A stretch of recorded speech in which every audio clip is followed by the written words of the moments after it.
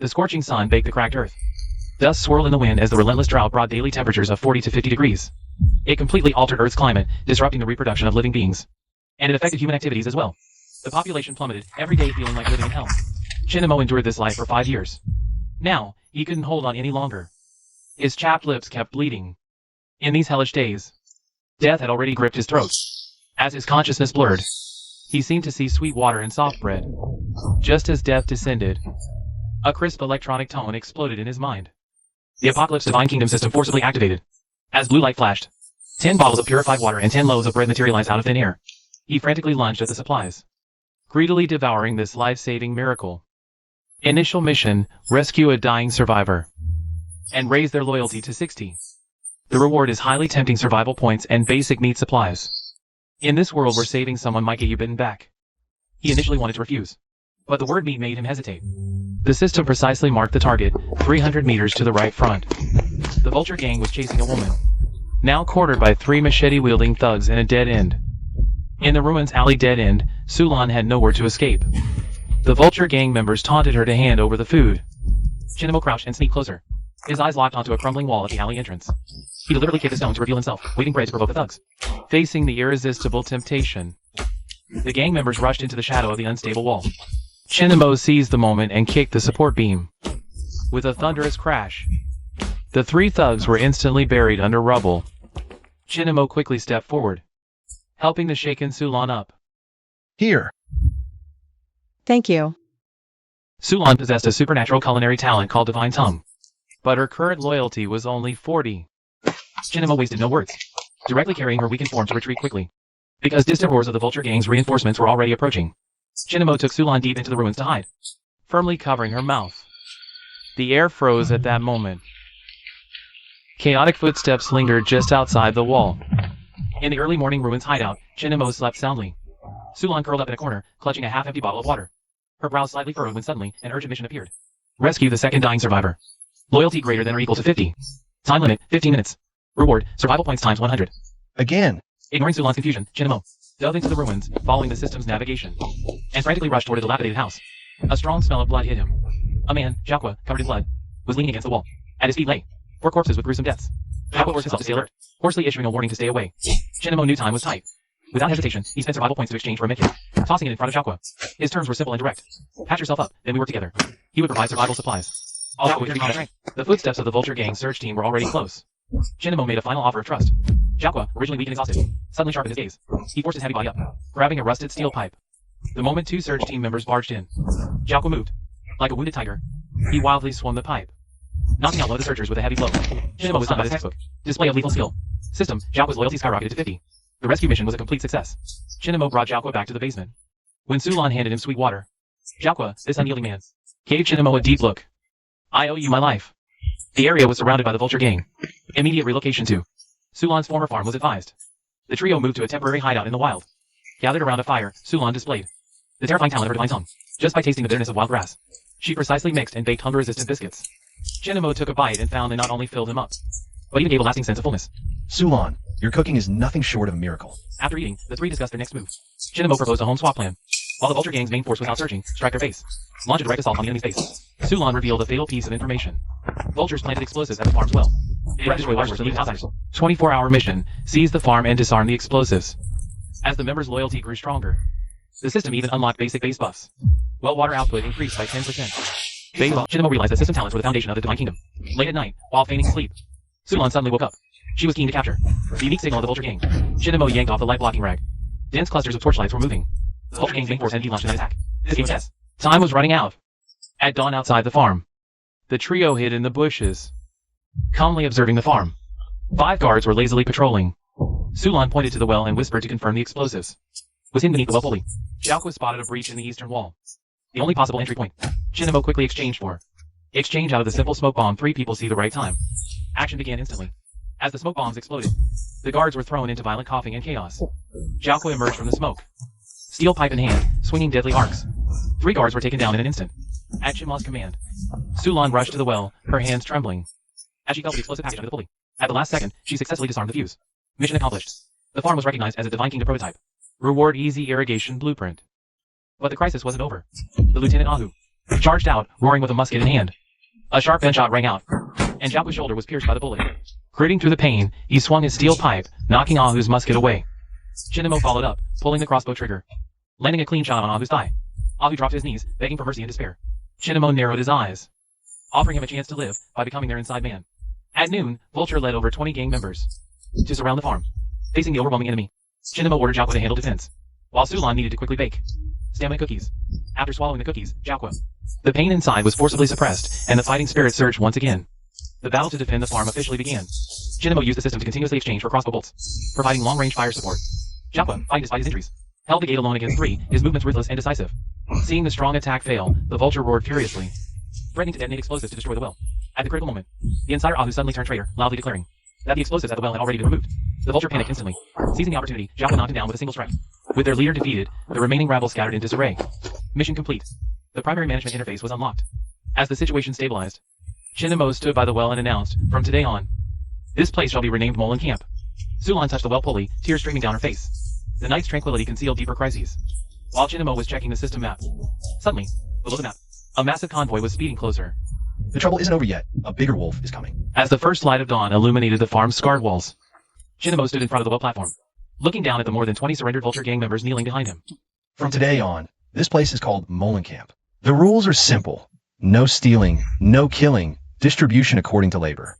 Chinamo drew the line. Laborers would receive extra rewards. Slackers would have their rations halved, and those who wanted to cause trouble would face only one outcome, expulsion. The cohesion of the Divine Kingdom increased by 10%. The daily resource exchange limit was also raised. Jiaoqua, still recovering from his injuries, was leading new recruits to reinforce the walls. Faced with the new recruits' fear of Zhang Yao's overwhelming forces, Jiaoqua snorted coldly, and gave the most direct demonstration with a steel pipe in his hand. With a precise thrust, he struck the side of a recruit's knee, instantly dropping him to his knees. In the apocalypse, fights aren't about who's stronger, but about who can immobilize the other first. At noon, Sulan showcased her divine palette in the kitchen, crushing dry cactus and mixing it with flour to create a special drought-resistant flatbread. Chinamo entered the kitchen and tried a piece of the coarse-textured flatbread. Surprised to find a long-lost sensation of moisture rising in his throat. But the new Sulan brought was far from optimistic. In the cellar, apart from the herbal ashes left by her father, there was only enough food left for 3 days. As the two fell silent, Lyre brought back urgent intelligence. Traces of 5 heavy-duty trucks were spotted to the south. They're heading toward the farm at full speed. Jiaoqua concluded these were Zhang Yao's men. But they're heavily armed, clearly not here for an assault. More like a negotiation or trade. Chinamo calmly issued orders. He told Sulan to prepare more rations for the night watch, and instructed Jiaoqua to reinforce the western defenses. At dusk, Chinamo stood alone on the wall. His system panel showed 320 survival points. The population had grown to 31. His gaze fell on a blinking cursor at the edge of the map. It marked an unexplored old military facility. Sulan handed Chinamo a tattered notebook. His father's diary. Amid the faded writing, a shocking secret was revealed.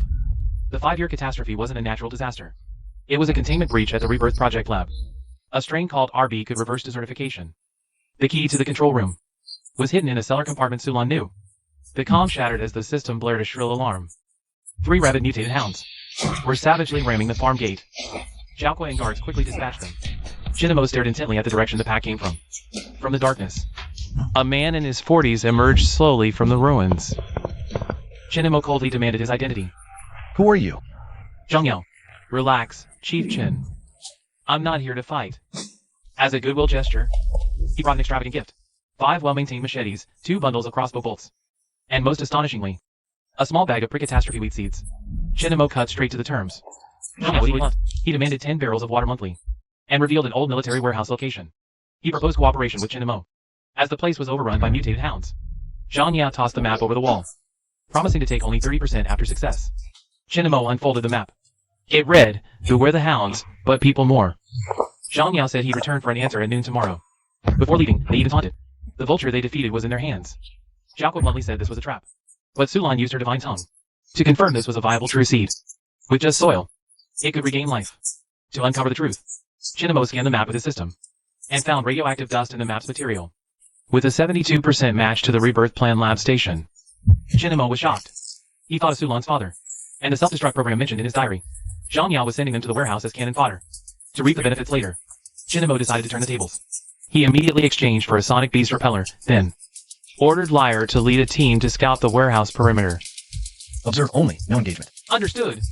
At dawn, Lyre's team sneaked to the warehouse. All signs indicated Someone had already entered secretly. During withdrawal, a teammate accidentally attracted red-eyed hounds. The four sprinted desperately, but one fell behind. A piercing scream shattered the morning silence. Liar, covered in wounds, stumbled into the main house. He hoarsely reported the warehouse situation to Chin and Mo, confirming Zhang Yao meant to harm them. Chin and Mo looked out the window. The noon sun was blinding like a knife. Zhang Yao visited again, bringing only 4 trusted aides. The vulture lay like a dead dog beside the car.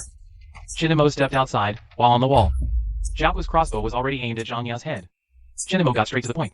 The warehouse is not just 12 wild dogs, but also bloodstains from your insider who died halfway. Did you want us to clean up your mess? Or wait until we were all dead to take the spoils? Zhang Yao remained unfazed, claiming the vulture had slandered Chin and Mo for hiding wealth.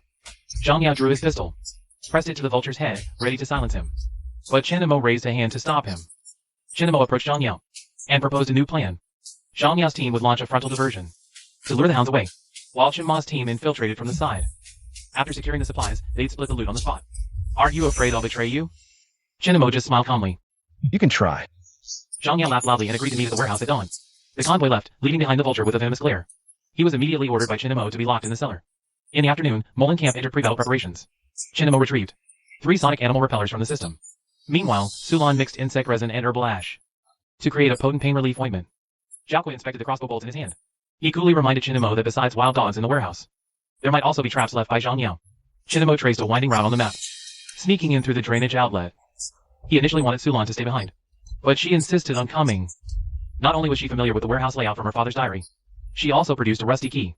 Chin and Mo looked at the key and realized this might be the only pass granting access to the lab's core. He finally nodded and agreed to let Sulan accompany him. Late at night, the cellar was cold. Chin and Mo descended the stairs alone. He handed the vulture a piece of life-saving bread. The vulture revealed Zhang Yao's true motive. Inside the old military warehouse was a military radio capable of contacting other outposts. Zhang Yao wanted to use it to dominate the region. The vulture also disclosed a shocking secret even Zhang Yao didn't know. Locked in the warehouse's basement was the original sample of the Rebirth Project. The vulture bargained for his life by offering to find the sample. Chin and Mo accepted the deal. The chilly night wind blew. Chin and Mo had a gut feeling that things were going too smoothly. In the distance, Zhang Yao's men lurked like ghosts, watching the farm. Suddenly, Chin Ma's system interface flickered wildly. The system detected a high-frequency radio signal from the warehouse. The decrypted keyword. Sample made Chin and Mo tighten his grip on his knife. Chin and Mo muttered under his breath. Something's going to happen tomorrow. Thick morning fog enveloped the old military warehouse. Zhang Yao and 20 of his men lay in ambush 100 meters from the main gate. To monopolize the supplies, he ordered smoke canisters thrown into the vents to lure out the dogs. His lieutenant leaned in and whispered, "Are we splitting the loot as agreed?" Zhang Yao sneered as he slowly drew his pistol. The only thing that divides is the deadly bullet. At the same time, Chin Ma's team infiltrated through the side drainage. Using the password from Sulan's diary, the heavy iron door slowly creaked open. Jiao pried open the military ration box. Inside were perfectly preserved compressed biscuits and cans. Deep within, a massive airtight door flickered with a red light. Chin and Mo inserted the RB07 key. Dr. Suming Yuan's name appeared on the screen. The door slid open, revealing a pale golden bacterial fluid before everyone's eyes. Just as Chin and Mo was about to collect a sample, the vulture suddenly lunged violently, breaking free from the ropes and pouncing toward the cultivation chamber. Jiao reacted lightning fast, swinging a steel pipe to strike the vulture's knee. The sample was secured by Chin and Mo, but the vulture pulled out the explosive remote given by Zhang Yao, threatening to blow up the entire room. Zhang Yao coldly shot the vulture dead in the doorway. "Hand over the sample, and I'll spare your lives." In desperation, Chin and Mo decisively activated the sonic device. The high-frequency noise caused unbearable pain for Zhang Yao and his men. It also attracted the frenzied mutated wild dogs. The lab descended into a hellish scene of fighting and chaos. The 3 seized the chaos to fight their way back to the drainage. A massive fireball rose above the ruins. The warehouse structure began to collapse entirely. A deafening explosion echoed across the wilderness behind them. Sulan took out the bacterial strain tube. A fine crack at the bottom was leaking fluid. The system issued a warning, bacterial strain deactivation countdown. They had to retrieve the test tube from the lab. Chin and Mo resolutely decided to turn back to the ruins. Beside the vulture's mangled corpse, he successfully retrieved the test tube. The 3 barely rolled out of the tunnel before the ruins behind them completely collapsed. Dust blotted out the sky as the roar of a steam whistle grew closer. A modified truck sped toward them. A striking female soldier jumped down, gun raised. "Drop the sample. That's military property." Seeing the new Alliance emblem on her shoulder, Chin Ma's pupils contracted. Under the scorching noon sun, hot winds whipped up yellow sand across the wasteland, facing Lin Yu's pitch-black gun barrel. Chin and Mo raised his hands slightly, his expression calm and composed. Sulan revealed the key that carried their hopes. Lin Yu's pupils shrank abruptly, reflecting the shape of the key. Lin Yu slowly lowered her gun, a trace of bitterness in her expression. "Dr. Su's daughter. We're too late." As a survivor of the ecological forces, Lin Yu unveiled the truth of the apocalypse. The RB strain is the only hope to reverse desertification. Yet, 3 days ago, the North Mountain Control Room sent out a top-secret emergency signal. The ultimate mission, Project Rebirth, is activated. Head to North Mountain and uncover the truth. We need to cooperate. Share the strain, and we'll provide supplies and manpower. Lin Yu nodded heavily. At dusk, they returned to Molan Camp. Chinamo raised a pale golden sample tube high, announcing the expedition to North Mountain. The crowd stirred uneasily. Xiaoqua's eyes widened like a tiger's, roaring at the crowd. Sulan and others stepped forward, willing to form an exploration team. Late at night, torches on the walls flickered wildly in the gale. Chinamo inventoried their last remaining supplies in the warehouse, and spent their final 100 survival points to exchange for a simple radiation detector. Sulan bowed her head, gently wrapping the diary in oilcloth. No matter what, we'll bring him home. Lin Yu handed Chinamo a military-grade nutrient pack, and revealed the truth buried for 5 years. Project Rebirth was meant to benefit the nation and its people, but a genetic catalyst accidentally leaked, turning it into what it is today. The North Mountain Control Room is our last hope. At dawn, the expedition team geared up and set out. Chinamo took one last look at the smoke rising from Molan Camp, before leading the team resolutely northward. After 3 hours of marching, Lin Yu raised binoculars, holding her breath. The radio tower on North Mountain Slope was slowly rotating. Faintly, figures in white hazmat suits darted beneath it. This is North Mountain. Unauthorized personnel detected approaching the control room. Identify yourselves. Sulan trembled violently, tears streaming down her face. The massive iron gate of North Mountain Base creaked open with a heavy groan, stirring up 5 years' worth of icy dust. Chinamo stepped through the gate. The crisp sound of dry bones crunching underfoot. The base's interior was grim and silent, like a monstrous abyss with jaws wide open. The trio advanced slowly in tactical formation. Footsteps echoed on the metal floor, piercingly loud in the deathly quiet corridor. A rusty speaker in the corner suddenly crackled to life, accompanied by faint, eerie green flashes. A hoarse yet impossibly gentle voice resonated through the empty passageway. Sulan froze as if struck by lightning, her pupils contracting instantly. Lan, is that you? Dad has waited for you for so long. Sulan murmured to herself, the flashlight in her hand almost slipping. The green indicator lights in the corridor lit up one by one, as if lighting the way home for a child. It guided everyone to avoid the high radiation zones. Its behavior seemed out of place in this brutal environment. Lin Yu let out a long sigh. She thought she had found a safe haven in this hopeless apocalypse. Only Sulan was in tears. Reason had completely collapsed under the illusion of family love. The three of them walked toward the control room, flanked by the green light. But the system interface in front of Chinamo suddenly erupted with a blinding crimson glow. Red exclamation marks flashed wildly on his retina. The piercing alarm almost shattered his eardrums. Non-human vital signs detected. Massive pheromone induction level, extremely high. The radar showed that what lay ahead was not human at all. Sulan's hand had already touched the control room door switch. Don't go. Chinamo suddenly reached out and grabbed Sulan from behind. Lin Yu snapped alert, her gun instantly raised, aimed at the slowly opening door. Behind that door was not human at all. The door swung wide open. No kind father. Only bones littering the floor, parasitized by spores. The skeletons were frozen in terrified, struggling poses, pinned to the wall by sticky fungal threads. These researchers, after death, had become nutrients for this bizarre creature. Sulan collapsed, her gaze vacant. In the center of the lab, a 3-meter-tall giant server flashed red violently in the darkness, like a beating heart. Lan, why won't you come closer? Let Dad take a good look at you. The human-like warmth revealed a bone-chilling greed. Sulan let out a desperate scream at the sight of the bones, and the thing in the shadows was waking up. Chinamo gritted his teeth, his finger tightening on the trigger. Dr. Su's image began to distort, then dissolve, finally turning into a mess of icy pixels. This father-daughter reunion had become nothing but an absurd electronic deception woven by AI. The lab's gentle green lights went dark, replaced by emergency red. In the shadows, a pair of crimson compound eyes snapped open. From the ceiling came the sound of claws scraping. Sulan knelt among the scattered bones, her eyes empty, her hands limp. Several dark shadows streaked past. A mutated creature named Creeper suddenly appeared, and launched an attack on the trio. Lin Yu frantically pulled the trigger at the shadows. The gunfire illuminated her face. Just as Lin Yu was about to reload, a massive claw came roaring from the blind spot. She was sent flying 3 meters back, gun and all, by a monstrous force. 3 creepers surrounded Chinamo in a triangular formation. Thick drool dripped onto the floor, emitting wisps of white smoke. Chinamo drew his backup machete. The creeper swung its claws. Chinamo raised his blade to block. The blade was shattered into pieces like a biscuit. A claw slashed across Chinamo's face. His mask was crushed to pieces. 3 bloody marks appeared. The creeper leaped high, its shadow completely engulfing Chinamo. System. Force an upgrade. Open a gift pack. Survival points were deducted like a bursting dam. A golden gift pack exploded in his mind, with blinding light overflowing. A short black rod covered with induction coils appeared. Chinamo gripped the rod, his eyes boiling with killing intent. Ding! Unlock successful. 1.5 the electromagnetic shock rod issued. In an instant, the entire lab was bathed in blinding light. The terrifying electromagnetic hum drowned out the monster's roars. Chinamo swung the rod, unleashing a storm of lightning. A powerful electromagnetic pulse rippled out wildly, instantly frying all the creepers' central nervous systems. They convulsed violently on the floor, unable to rise again. The smoke of battle hadn't yet cleared. Lon, run! The rebirth plan is a scam for population cleansing. Never trust the Revival Society. Warning! North Mountain self-destruct sequence activated. Get out now. The lies of the old world have finally crumbled. Only those who survive are worthy of seeking the true divine kingdom. Dr. Sue's voice trembled in the recording. Under the microscope, the mycelium showed an eerie black color. Dr. Sue immediately recalled the disaster scene from years ago. He began to understand that all of this was man-made. Turns out this 5-year-long global catastrophe was never a natural disaster, but a cleansing plan initiated by the Revival Society's leaders to monopolize survival resources completely. The Revival Society disregarded civilian lives.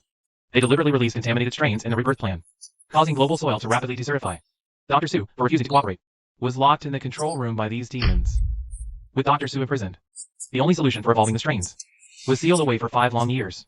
During these 5 years of devastation, the top brass of the Revival Society were enjoying the highest level of resource allocation. Lin Yu knelt on the ground, staring intently at the screen.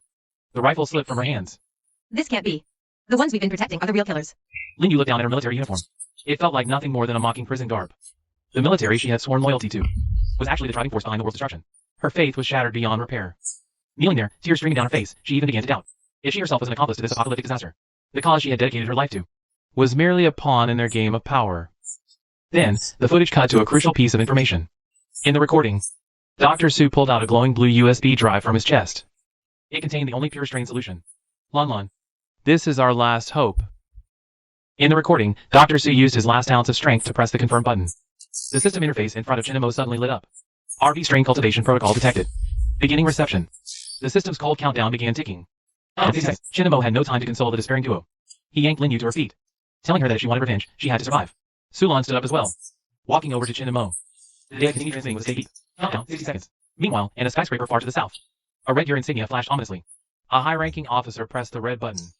The unauthorized data access had alerted the Revival Society headquarters thousands of miles away. They couldn't care less about the ruins at North Mountain. Their only concern was whether their secrets had been leaked. As the officer pressed the button, a remote command was issued, activating North Mountain's self-destruct sequence. Every screen in the control room turned red in an instant. Amid deafening alarms, the countdown appeared. Countdown, 60 seconds. The entire base began shaking violently. Ceiling panels crashed down. The moment the data transfer completed, the only exit was sealed by a massive explosion. Flames roared through the ventilation shafts. Explosions echoed endlessly as North Mountain crumbled. Several of Lin Yu's teammates were trapped behind piles of rubble. Their desperate screams the only sound they could make. Sulon coughed violently from the smoke. Their escape route was gone. Chinamo frantically smashed the system interface.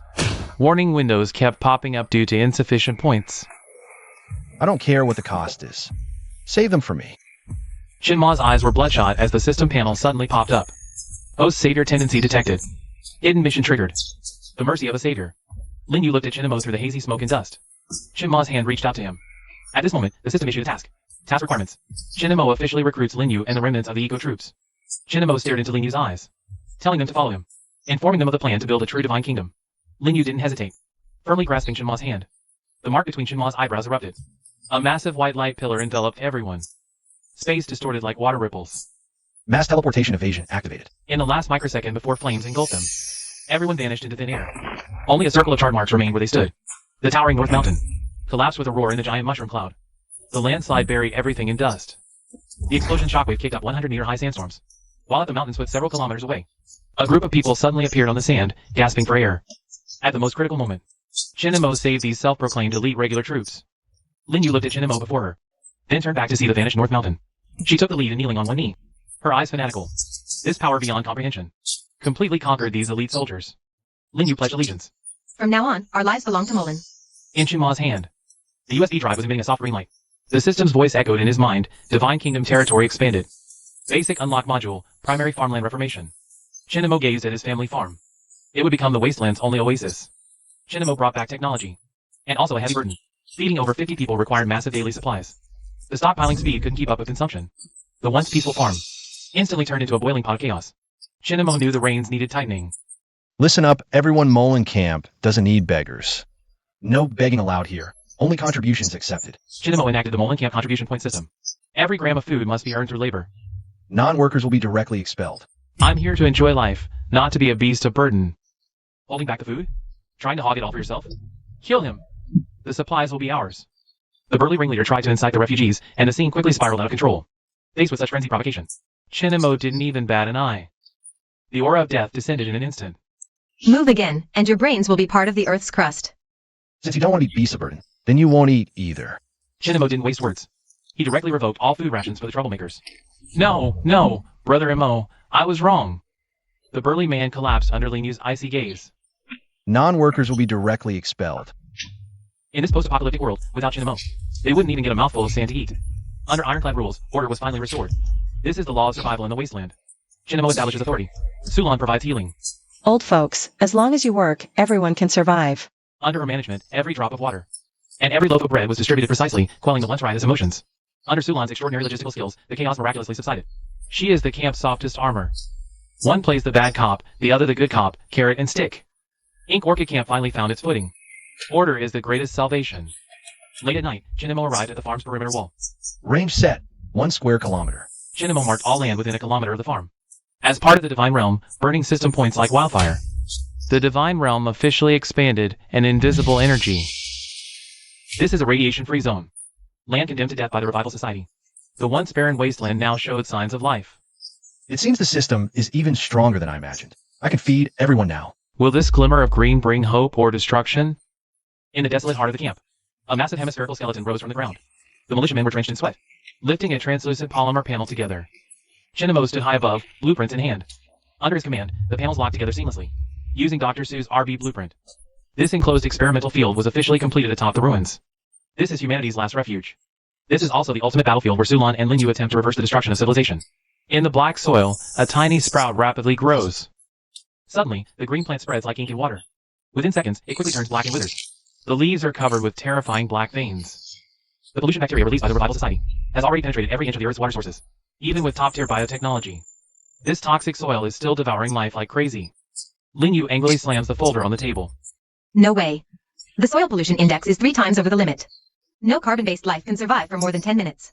In the corner of the camp, a few refugees huddle together, whispering. Their eyes, fixed on the main house, are filled with suspicion and hostility. The rumor that Shinamo is a fraud is spreading. The desperate crowd begins sharpening knives, ready to snatch rations and flee at any moment. Sulan kneels in the charred, dead experimental field. For the first time, she feels this overwhelming sense of helplessness. Shinamo takes out a crystal-clear vial from the shadows. This is the genetic enhancement serum rewarded by the system. It's his last bargaining chip to maintain this fragile regime. If even this gift fails to work, the Molen camp will completely collapse tonight. Shinamo walks to the edge of the bottomless well. He tilts the vial toward the abyss. A streak of eerie blue explodes on the dark water surface. The blue glow rapidly spreads through the crisscrossing canals, illuminating the entire experimental field. The entire farm falls into a deathly silence. Hundreds of eyes are locked onto the glowing soil. Shinamo and Sulan hold their breath, staring at the ground beneath them. On the patch of soil soaked by Sulan's tears, a delicate yet stubborn emerald green breaks through the hard gravel. The Molen camp lives. Phase 1 transformation, successful. The camp erupts in earth-shaking cheers. Hungry malice crumbles instantly in the face of hope. What they see isn't science, it's a miracle. Tonight, the seed of the divine kingdom takes root. For the first time, the Revival Society's curse is blocked at the gates. Above the wasteland, long-lost starlight flickers back to life. Ding! Survival points are steadily increasing. As long as this green exists, civilization still has a spark. Order is redefined tonight. It's called hope. It's not over yet. This is just the beginning. The desolate Molen camp. The sunset dyes the ruins gold and red. By the crude fence, everyone holds their breath. On the cracked black earth, a tender green sprout breaks through the soil. Deafening cheers echo across the wilderness. Someone knelt in the dust, weeping uncontrollably. That tender green wasn't just food. It was the faith that kept them alive. From this moment on, Shinma's figure was deified. He became the irreplaceable God King in the hearts of these survivors. As the first crop broke through the soil, golden light erupted across the system interface in Shinma's vision. Level up. Unlocked. Basic defense matrix. Unlocked. Defense towers, high voltage grid, and base blueprints. Expanding at an unprecedented speed.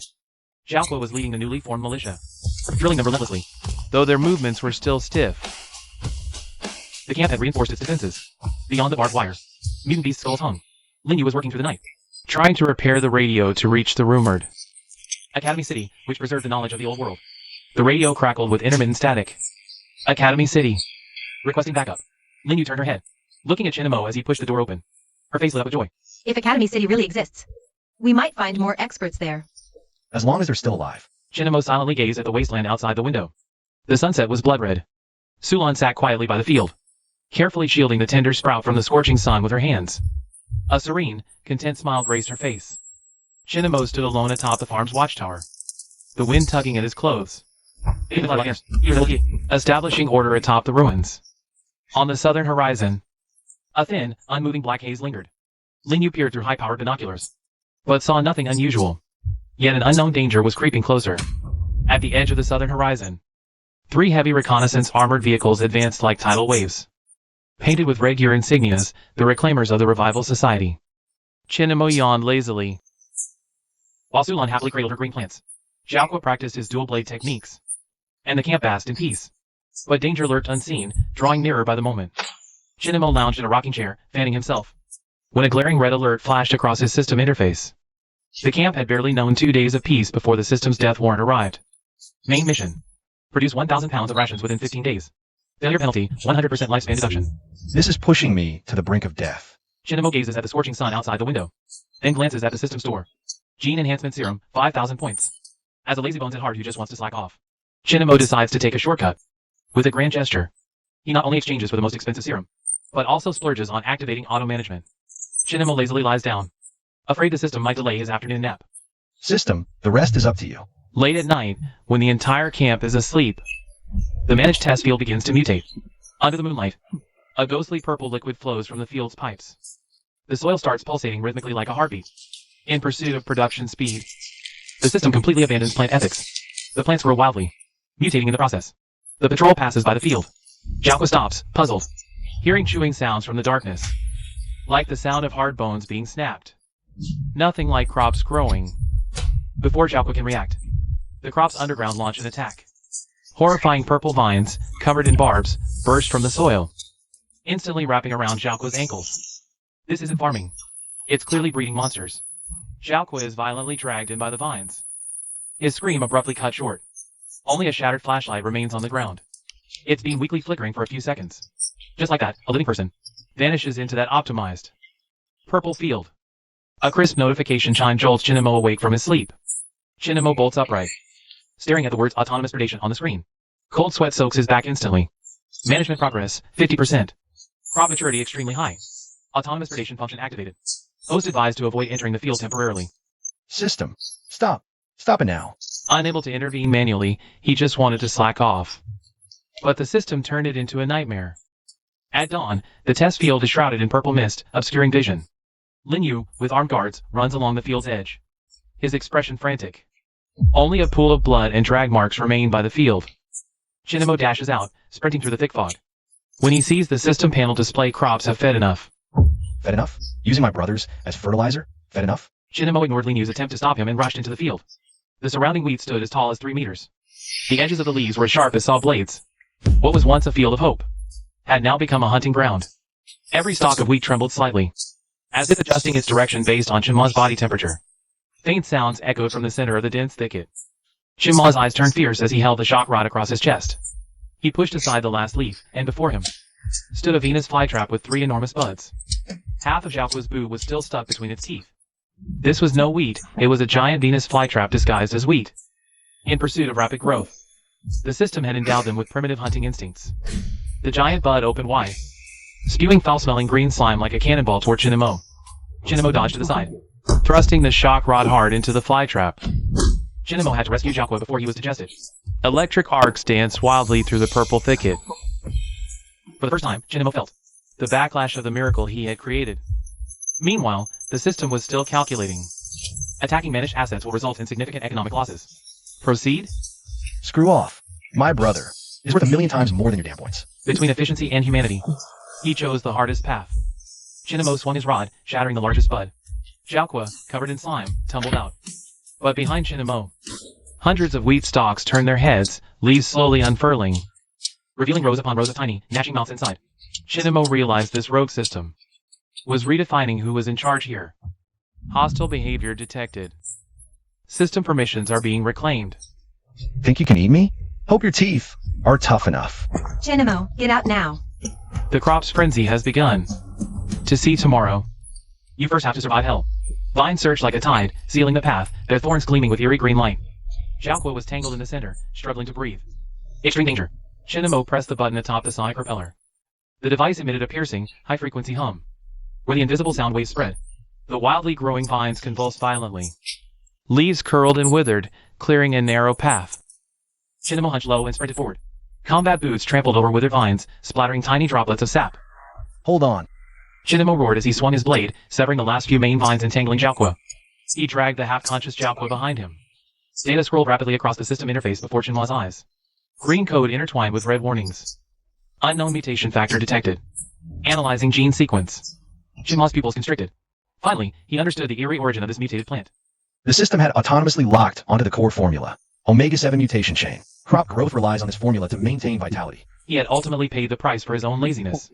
Shinamo swung his blade, splitting the surface soil, exposing a tangled network of white roots. The roots were thick and bore a metallic sheen. Following the direction of the roots spread, a massive shadow loomed faintly beneath the soil.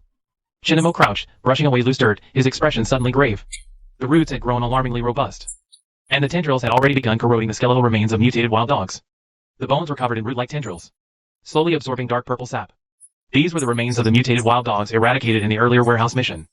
Now, they had become a nutrient supply station for the mutated plant. Xiaoqua coughed violently upon regaining consciousness, pointing at the remains. That sap will keep the plant mutating. As Xiaoqua's weak voice faded, the remains suddenly trembled, and the roots surged violently.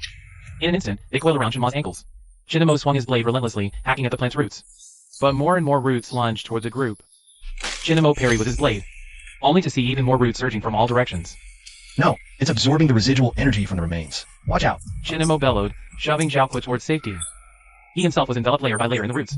The energy indicator on the Sonic Beast repeller began flashing wildly. Amid the shattered experimental field, purple vines thrashed like frenzied snakes. Dust swirled as Sulan wielded her short blade, slicing through the roots attacking from the side. Lingyu fired his gun in suppression. Focus fire on the main root. Shinamo brandished his electromagnetic shock baton. The team moved in sync, closing in on the core during brief lulls in the counterattack. The last main root was severed, emitting a piercing shriek. The entire mutated plant withered rapidly, its leaves turning to ash. Just as the plant withered completely, a soft golden glow suddenly lit up at the center of its roots. A vibrant orange fruit slowly emerged. Sulan cautiously reached out her hand and caught the warm fruit. After hesitating for a moment, she took a small bite, closed her eyes, and savored it carefully. Talent activated. Sulan's divine tongue talent activated. Non-toxic. And the energy is extremely dense, easily absorbable. Shinamo dragged his exhausted body, picked up the fruit and examined it. This thing almost cost him the heavy price of losing his teammates. Shinamo cut open the fruit. The flesh inside was plump and juicy. Energy fruit detected. High yield trait. Single plant can bear over 10 fruits. Drought resistance level, S-class. No more worries about what to eat tomorrow. He picked up a fruit and handed it to the barely alive Xiaoqua. Xiaoqua ate the fruit, his complexion turning from pale to rosy. The camp's food crisis was finally alleviated. Shinamo stood up, holding the glowing fruit in his hand. The crowd surged toward Shinamo and the others like a wave. Cheers filled the air. Children ate the fruits, their faces lit up with long-lost smiles. Hope reignited in everyone's eyes. Shinamo watched all this, his heart filled with mixed emotions. He almost got his teammates killed because of his own mistake. In the shadows at the edge of the jubilant crowd, Lizzie glared at the celebrating crowd with malice. His resentment was unmistakable, as if he was plotting something. Lizzie quietly retreated behind a discarded tent at the camp's edge, and pulled out a crude homemade transmitter from his pocket. Target camp has obtained energy fruits. Requesting instructions. In the distant night sky, a small drone circled silently, its lens aimed at the camp's direction. The calm was just a facade before a fiercer storm. The camp's coordinates have been exposed. Outside the camp gates, 2 soldiers wearing Zhang Yao's faction uniforms pushed a supply cart, their hands raised in a gesture of goodwill. The soldiers shouted. Zhang Yao sent them to seek peace. The previous conflict was all a misunderstanding. They specially brought harmless wheat seeds as an apology, hoping to resolve the conflict. The camp sentries kept their guns ready and quickly informed Shinamo. The camp's temporary shelter was crowded with outside survivors. Children scrambled for the few energy fruits. The numbers on the food storage record board kept decreasing. Chinamo looked at the statistical report, his brow furrowed. System alert. Current camp population has surged by 300% compared to last month. Energy fruit reserves can only last for 7 more days. Complaints from survivors echo around, stirring unrest among the crowd. Chinamo stares at the wheat in the storage box, lost in thought. The wheat seeds in the transparent storage box are plump and full. Glowing a healthy golden hue, several elders gather around. They hesitate, murmuring that the seeds look promising. If these could really grow, the food crisis would be solved. Sulan picks up a seed, first sniffing it lightly at her nose. Then she crushes it to taste. After careful examination, she shakes her head. Surface tests show no toxins, and the composition matches ordinary wheat. But then she frowns, speaking in a grave tone. The wheat seeds carry a faint trace of disinfectant. Chinamo concludes this must be Zhang Yao's scheme. He decisively abandons planting the wheat. In the camp square, a few survivors argue fiercely around the supply truck. Someone slams the truck bed in agitation. They complain about Chinamo, accusing him of being picky at such a critical time. Some even threaten, saying they'll plant the seeds themselves if Chinamo refuses. The argument grows louder. Some even start questioning Chinmo's leadership. The elders rush to calm the situation. Chinamo taps his fingers on the table. Before him lies seed samples and the camp's population records. Rejecting now could spark immediate chaos in the camp. Accepting risks walking into Zhang Yao's trap. Chinamo takes a deep breath. Finally, he orders a small trial planting under strict surveillance. No one is allowed to touch the seeds privately. Sulan places a seed under the microscope. The lens focuses on tiny pores on the seed surface. A faint purple mist seeps from the pores. She leans closer, sniffing again. The disinfectant smell seems stronger now. Alarm bells ring in Sulan's mind. She turns and dashes toward Chinmo's tent, in a temporary shelter near the trial field. Several survivors huddle on beds, lips cracked, coughing incessantly.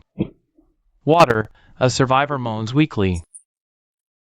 Even after drinking heavily, their dehydration shows no improvement. Guards rush to report. Chinamo arrives swiftly with the medical team. He stares at the survivors, now gone from dehydration. Something clicks in his mind. Within just half a day, more people who touched the trial soil or seeds develop dehydration symptoms. The medical tent overflows. Supplies run low. A doctor anxiously tells Chinamo, this isn't normal dehydration. Their bodies are losing water rapidly. We can't identify the cause, let alone treat it. Panic begins to spread through the camp. People panic in the face of plague and starvation. The camp communicator suddenly rang out. Zhang Yao's laughter came through, dripping with mockery. Zhang Yao stopped beating around the bush. Chinamo, I assume you've seen my gift by now. He threatened Chinamo, demanding the antidote. It's simple, trade it for the RB01 bacterial strain plan. The communicator went dead, leaving behind utter silence. Everyone was panicked by Zhang Yao's blackmail. Some even began questioning Chinmo's decisions. Chinamo stood before the system interface. The screen displayed the details of the RB01 bacterial strain plan. This was the key technology to combat post-apocalyptic soil pollution. Handing it over meant giving up any chance of future soil restoration. But refusing would doom the camp to die of dehydration. Chinamo clenched his fists, his knuckles turning white. His heart wrenched in agony. Outside the medical tent, a crowd of survivors gathered in protest. Some held signs demanding the plan in exchange for the cure. Emotions ran high as they blamed Chinmo's indecision for their suffering. Others urged Chinamo to accept Zhang Yao's terms. The protests grew louder, with some even trying to storm Chinmo's office. Chinamo saw the conflicted expressions of his core team. Doubt and fear flickered in their eyes. They followed Chinamo to survive. One member whispered, if surrendering the plan saves everyone, maybe we can find another way to restore the soil. Chinmo's heart sank to the depths. In this apocalypse, he had given these people hope. But human nature once again proved the old saying, every man for himself in crisis. Suddenly, the system interface before Chinamo turned red. A piercing alarm blared. Warning, host territory loyalty below 40%, the system alerted. Divine Kingdom management functions will freeze in 24 hours. Once frozen, all system support abilities will deactivate. In the mess hall, Lizzie stood on a table, waving his arms as a crowd of former Vulture gang members and disgruntled survivors gathered. Lizzie roared that Chinamo was incompetent, unable to protect them. Following him meant certain death. Better to seek Chief Zhang's protection and at least survive. As soon as he finished, people began smashing dishes. Chaos erupted in the mess hall. Former Vulture gang members led the charge at the doors, clashing with camp guards. Tables overturned. Food scattered everywhere. Move! We're settling this with Chinamo. Lizzie wields an iron rod, smashing it hard against the guard's shield. In the chaos, several innocent survivors are knocked down. The camp's order collapses completely as Chinamo arrives at the cafeteria. He stares at the chaotic scene before him, and the survivors hostile, fearful, or numb gazes, his heart aching. He tries to speak to calm them, but his voice is drowned out by the noisy clamor. A survivor he once helped even hurls a rock at him. Chinamo realizes the camp is on the verge of falling apart. Sulan, Xiaoqua, and other core members stand in front of Chinamo, confronting the rioters, weapons tightly gripped. Sulan shouts loudly, urging everyone to calm down. Zhang Yao wants to take over the camp. Even if we hand over Chinamo and the spores, he won't treat us fairly. But the crowd is now driven by emotion. Unable to listen to reason, they keep smashing the cafeteria facilities. A glint of triumph flashes in Lizzie's eyes. He quietly approaches Chinamo. Step down willingly, or don't blame me for being ruthless. Former Vulture gang members behind him close in, forming a circle. Lizzie knows well that overthrowing Chinamo will let him gain a foothold in the camp. With Zhang Yao's backing, amid the chaos, someone points to the horizon outside the camp. A cloud of dust rises, faintly revealing a convoy. A loudspeaker cuts through the noise, its voice clear to everyone. Zhang Yao's voice carries undeniable authority, echoing across the camp. Zhang Yao is here to take advantage of the chaos. Chinamo looks up at the horizon. Zhang Yao's convoy is now clearly visible, each vehicle armed, exuding intimidation. Zhang Yao's voice booms from the loudspeaker. Chinamo, listen. You have until dawn to surrender all camp authority and supplies, or I'll slaughter everyone here. The camp falls silent. All eyes fix on Chinamo. Chinamo turns and enters the command tent. Sulan, Xiaokua, and other core members follow. The atmosphere inside is tense. Chinamo slams his fist on the table, eyes sharp as. He knows weakness won't bring peace. To stabilize the camp, he must assert authority first. He looks at Sulan, asking for the analysis results of the toxic residue. Sulan's lab table is covered with reagent bottles. A faint glow emanates from the test tubes as he lifts a clear vial. I extracted special components from seed residues. After refinement, I created a loyalty marker. It's colorless and odorless. When mixed into water, it causes no harm to the human body. But it has one crucial feature. Sulan dripped the agent into clear water, which showed no visible change. He demonstrated with a heart rate monitor when the subject lies. Their heartbeat accelerates beyond a critical threshold, causing blue fluorescence to appear on their skin, exposing their true thoughts. Sulan added that the fluorescence lasts for 10 minutes. Enough for us to identify the rebels. A golden glint flashed in Shinma's eyes. He immediately devised a counterattack plan. At night, 2 trusted guards, dressed in plain clothes, sneaked into the temporary tent area where the rebels were gathered. They poured the agent into the communal water bucket. Under the moonlight, the agent quickly dissolved into the water, leaving no trace. The guards exchanged glances, then retreated silently, the entire process unnoticed. No one detected them. Someone suggested opening the camp gates from within. Former members of the Showing faction believed Chinamo wouldn't dare confront Zhang Yao head-on. They just had to wait until midnight to act. As soon as a former Vulture gang member finished speaking, blue fluorescence suddenly appeared on his skin, drawing gasps from the crowd. He panicked, denying it, but the glow only grew brighter. More rebels showed fluorescence when lying. Some tried to hide their collusion with Lizzie. Others denied plans to betray the camp, all exposed by the glow. Chaos erupted among the rebels, filled with suspicion. Arguments broke out, spreading fear and unease. They stared at each other's glowing skin, growing more distrustful. Lizzie watched his allies fluoresce one after another, his face darkening as he quietly reached for the dagger at his waist. He feigned calm, reassuring everyone, claiming it was Chinma's scheme. They should stick to the original plan. Open the gates at midnight to welcome Zhang Yao. As he finished speaking, a faint trace of fluorescence flickered on his wrist. Under the cover of night, in the shadows near the camp gate's watchtower, Lizzie gathered his core conspirators. In hushed tones, he assigned tasks. In half an hour, Zhang Yao's vanguard would arrive. He ordered his men to eliminate the gate guards. While he would open the gates, Lizzie's eyes gleamed with malice, thinking once Zhang Yao entered, Chinamo would be finished. His allies nodded in agreement, unaware they were already being watched from the shadows. Chinamo and Xiaokua, along with the lead guards, were ready, ambushed behind the barricades on both sides of the gate. Xiaokua held a specially crafted tranquilizer crossbow. The bolts were coated with a potent anesthetic. Chinamo observed tremendous shots, watching the movements of Lizzie and his gang. Xiaokua nodded, a flash of ruthlessness in his eyes. As Lizzie and his men approached the gate, the tranquilizer bolt struck 2 accomplices in the neck with precision. They collapsed instantly, while the others tried to fight back. But Xiaokua subdued them with lightning speed. In just a minute, all the accomplices were incapacitated. Only Lizzie stood frozen in place. Chinamo stepped out from behind the barricade, aiming an electromagnetic pistol at Lizzie's chest. Chinamo said coldly, From the moment you contacted Zhang Yao with the transmitter, you were already a dead man. Lizzie turned pale and tried to flee, but Xiaokua kicked him to the ground. His hands were tied behind his back. Xiaokua dragged him back to the camp. On the distant hillside, 2 of Zhang Yao's scouts watched the commotion at the camp gates through binoculars, their faces filled with shock. One scout whispered that Lizzie had failed, debating whether to report to Zhang Yao immediately. The other scout shook his head, saying to wait. He wanted to see what Chinamo would do next. Chinamo ordered a basket of mutated fruits to be brought. These were the fruits from the mutated plants. Untreated, they contained volatile energy. Chinamo crouched in front of Lizzie, gripping his chin. You wanted to join Zhang Yao, didn't you? Here's a gift for you. Chinamo forced him to eat all the fruits. Maybe you'll gain even greater strength. To Sir Zhang Yao. Lizzie's face twisted in terror. He struggled desperately in fear, but Xiaokua held him down firmly. Chinamo picked up a mutated fruit, forcing it into Lizzie's mouth, making him swallow. The scouts on the hillside recorded the entire scene. After swallowing the fruit, Lizzie's body convulsed violently. A sinister red glow emanated from his skin. Chinamo glanced at the distant hillside. A cold smile curled on his lips. He wanted Zhang Yao to witness the fate of betrayal. All survivors gather at the camp square. Lizzie and several rebel leaders are tied to the pillars in the center of the square.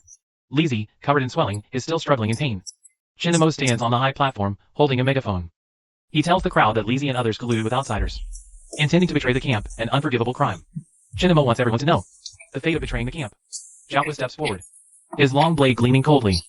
Amid the gasps of the crowd, his blade strikes. Several rebel leaders are executed on the spot, blood staining the ground.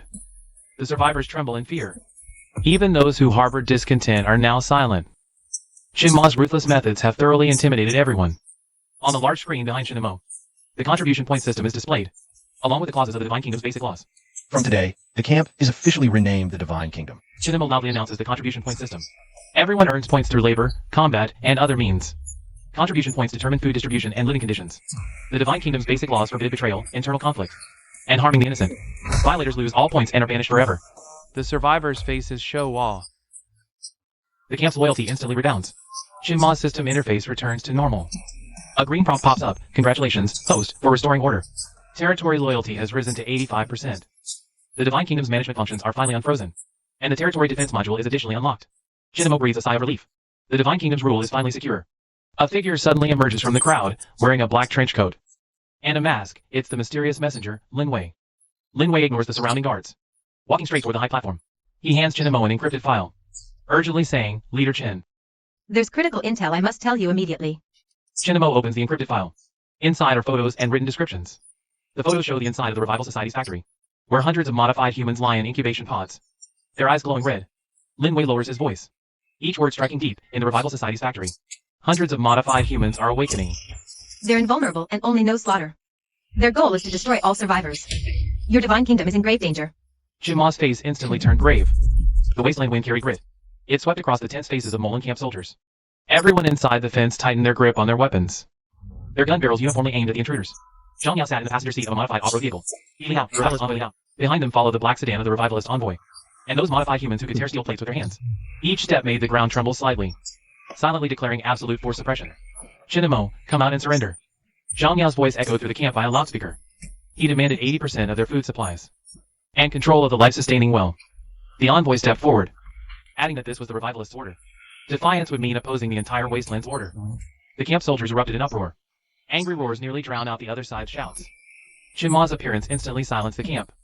Everyone was waiting for their leader to issue the battle command. But Shinamo stopped 10 meters away from Zhang Yao. He looked around at the emaciated elders and children in the camp, then at the menacing modified humans behind Zhang Yao. Slowly lowered his head. Coward! Someone shouted, triggering a chain reaction. Soldiers' curses. The crisp sound of weapons hitting the ground, intertwined into a symphony of despair. Shinma's knees slammed onto the scorching sand. Dust flew. His back remained straight. But in everyone's eyes, it became proof of submission. Zhang Yao and the envoy exchanged smiles, their eyes full of contempt. Shinamo looked up, a faint curve at his lips, his voice hoarse. I accept your terms. Shinma's voice wasn't loud, but it clearly reached everyone's ears. Zhang Yao burst into laughter, told Shinamo if he'd agreed earlier, they wouldn't have had to make things so unpleasant. The envoy coldly warned Shinamo, hoped Shinamo would keep his word, or Molan camp would vanish from the wasteland. Only when Zhang Yao's convoy completely disappeared from view did Shinamo slowly stand up. He brushed the dust off his knees. His gaze swept over the angry, disappointed soldiers. Without much explanation, he calmly told everyone to do their duties. Proceed as planned. Though discontent lingered among the soldiers, yet he still obeyed the order, with no one knowing. The moment Shinamo knelt down, the system had already activated a covert tracking program. As the Revival Society envoy's case passed by him, a nearly invisible tracking device quietly attached to it. The tracking device was successfully planted in the envoy's case. Coordinates locked. Shinamo clenched his fists. A meticulously planned revenge had just begun. Early the next morning, Shinamo proactively contacted Zhang Yao, claiming he would personally deliver the apology gifts to his base. As a gesture of sincerity, upon hearing this, Zhang Yao agreed without hesitation. In his eyes, Shinma's move was undeniable proof of complete submission. Sunlight shone on the wooden crates, their grain clearly visible. No one would guess that these seemingly ordinary crates did not contain life-saving food. Using the system's unique spatial storage feature, Shinamo pulled off a perfect bait and switch. First, he had soldiers load the crates with food, creating the illusion of abundance. Then, in an unnoticed corner, he used the system to transfer all the food into his spatial storage.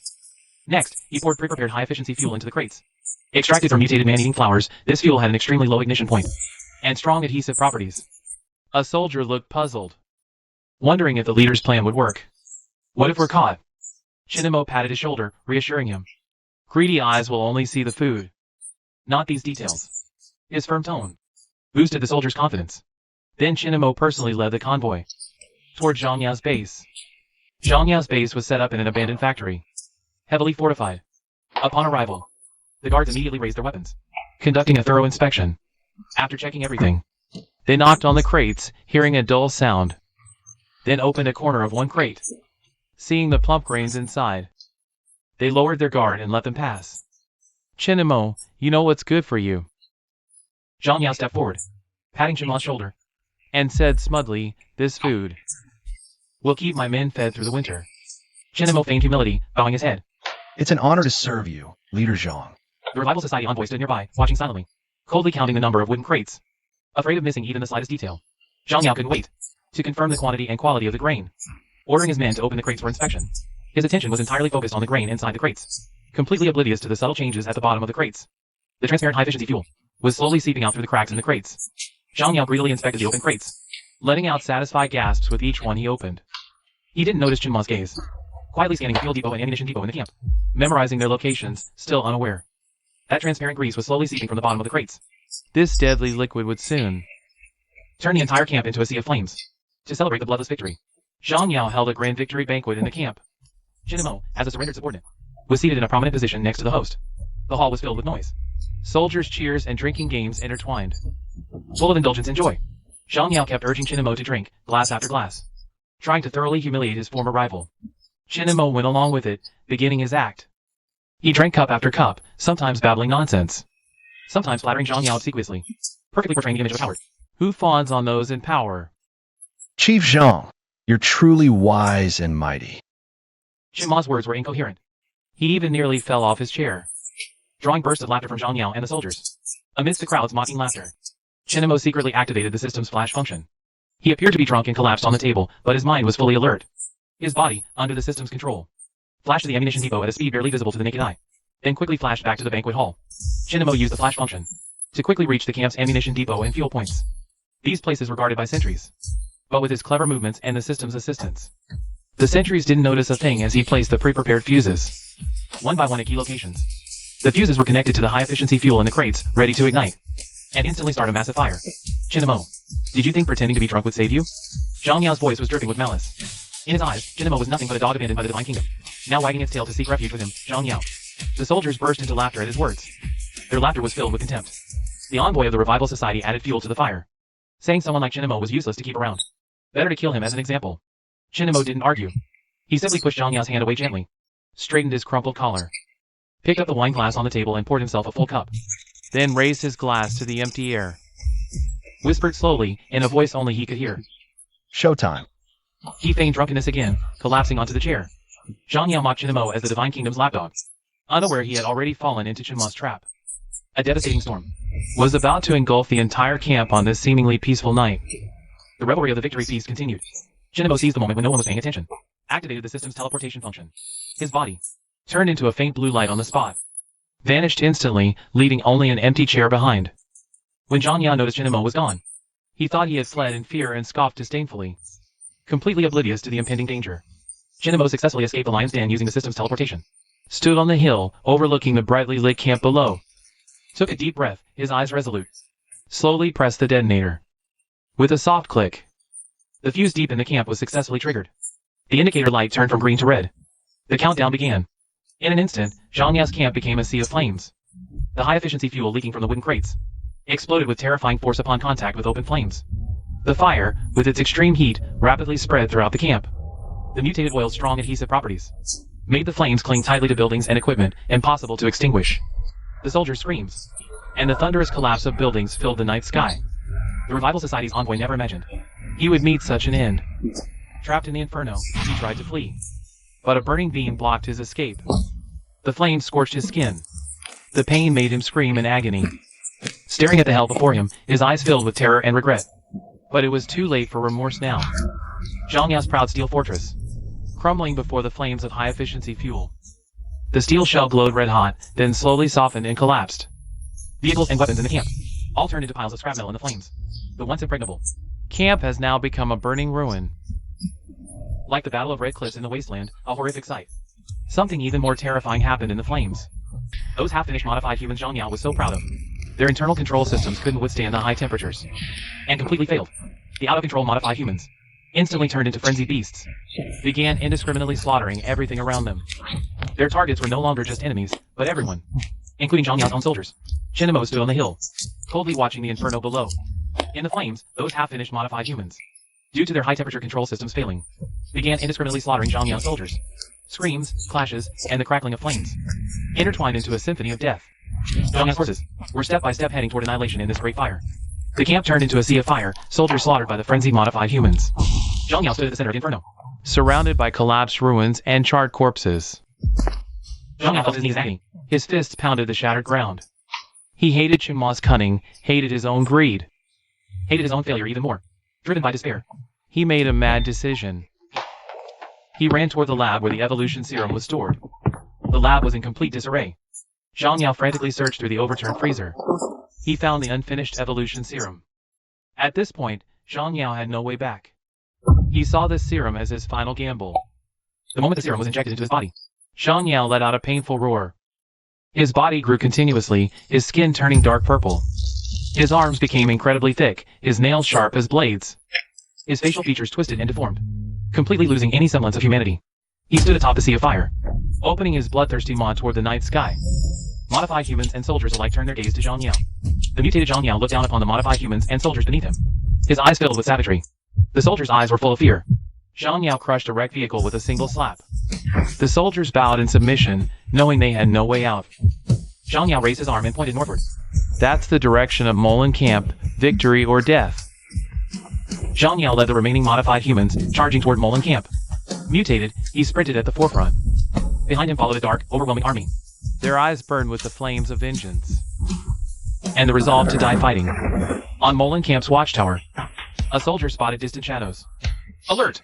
Alert! Enemy forces approaching in large numbers. The alarm shattered Molen Camp's tranquility instantly. The atmosphere inside the camp grew tense in an instant. Soldiers began loading ammunition. Shinamo appeared atop the highest defensive wall. He watched the massive dark figure racing across the horizon. It was Zhang Yao, now mutated. Activate first level combat status. All personnel to battle positions. Prepare to engage. The ultimate battle for Molen Camp's survival was about to begin. The massive dark figure on the horizon drew closer. Zhang Yao's mutated body loomed like a moving mountain. Behind him trailed the remnants of modified humans and soldiers. Heavy ballistae were dragged into position by tracked vehicles. The ballistae fired, and giant bolts exploded against the wall's surface. Debris scattered like shrapnel. The wasteland air instantly reeked of war. Xiaoqua stood atop the wall, gripping an alloy longsword. Hold your ground. Shield bearers to the front. Spearmen, fill the gaps. Alloy shields interlocked like an iron fortress. The modified human steel arms rose high and slammed down. Behind the shields, soldiers gritted their teeth, bracing against the impact. Lingyu moved swiftly with the militia squad, hidden behind rubble in the trenches outside the camp. Her crossbow locked onto the enemy's ammunition stockpile. A massive fireball erupted behind Zhang Yao's forces. Thick smoke billowed. Zhang Yao's assault faltered in the chaos. The ballistae reloaded, their massive alloy bolts aimed. The Revival Society's heavy ballistae were devastating. Within half an hour, the wall was breached in multiple places. Zhang Yao ordered the modified humans to focus their attacks on the gaps. A colossal modified human shattered a shield with a single strike. Soldiers rushed to surround the modified human. Their blades proved utterly ineffective. Shinamo stood atop the command tower, watching the fierce battle below. Xiaoqua, hold the gaps at all costs. Buy me time to activate my skill. Don't worry. As long as I'm here, the line won't break. Molen Camp stood like an isolated island, besieged by a black tide. Qinma's eyes locked onto the environmental interference option. Xiaoqua personally rushed to the breach. The alloy longsword clashed with metal joints, sparks flying. The blood of war stained the ground beneath their feet. Shinamo stood at the edge of the tower, no longer hesitating. Environmental interference initiating. Consuming 100,000 survival points. Confirm? Confirmed. A sandstorm that would change the tide of battle was quietly brewing. The heavy crossbow's frame creaked under the howling wind. Shinamo stood at the tower's peak, arms spread wide. This is the wrath of the Divine Kingdom, the final act of the apocalypse. Over-limit interference activated. The real hell is just beginning. A massive amount of survival points was rapidly consumed. Chinamo could clearly feel it. The energy waves from the system above the Molan camp. The once dark sky began to turn crimson. The gale swept up the red sand from the ground. Zhang Yao's remnants sensed something amiss. The pace of the assault noticeably slowed. Dust lung sandstorm. Activate. Chinma's voice rang out. The red sand seemed to come alive, sweeping across the battlefield. Zhang Yao's soldiers were blinded by the sand. They halted, swinging their weapons wildly. Descending into chaos. Zhang Yao's cyborgs had the brute strength to tear through steel, but relied heavily on visual and sonic targeting. Their targeting systems were jammed by the sandstorm, rendered useless. They flailed blindly like headless flies in the storm. One cyborg mistook a fellow soldier for an enemy, attacking them directly, blood mixing with red sand, staining the ground. The sandstorm became Molan camp's best shield. Xiaoqua seized the moment to order a retreat to the camp, sealing the defensive gates. The soldiers finally caught their breath. Lin Yu also led the militia squad back to camp. Chinma's move, absolutely divine. Though covered in sand, smiles of victory lit their faces. Chinamo! I'll kill you! Zhang Yao roared in fury amidst the sandstorm. Though his mutated form granted greater power, even he couldn't pierce the thick sand veil. Rage consumed him. The heavy crossbow was reduced to scrap in an instant. The system's alert updated, dust lung sandstorm concentration optimal. Duration estimated at 2 hours. Suggest launching a counterattack now. Chinamo nodded and spoke into the communicator. Xiaoqua, Lin Yu, prepare to counterattack. Got it. Time to take Zhang Yao's head. Xiaoqua led the team wearing infrared scopes. Flanking from the side, Lin Yu guided the way, marking enemy positions. Zhang Yao's cyborgs were completely lost in the sandstorm, unaware that death's shadow had silently fallen upon them. Xiaoqua and his squad infiltrated the sandstorm. The infrared scopes gave them a clear view of the enemy's positions within the storm. A one-sided hunt was about to begin. Through the infrared scopes, the enemies in the sandstorm appeared as red outlines. Whether regular soldiers or cyborgs, they were all clearly visible with nowhere to hide. Xiaoqua made a silencing gesture. The entire squad war system exchanged infrared scopes. The sandstorm posed no obstacle to their vision. The squad immediately slowed their pace. Xiaoqua's silenced rifle aimed at a disoriented enemy soldier in the sandstorm. The bullet pierced the soldier's skull, blood splattering, only to be instantly swallowed by the sandstorm. The enemy soldier collapsed without even a scream. Xiaoqua's squad moved like ghosts through the sandstorm.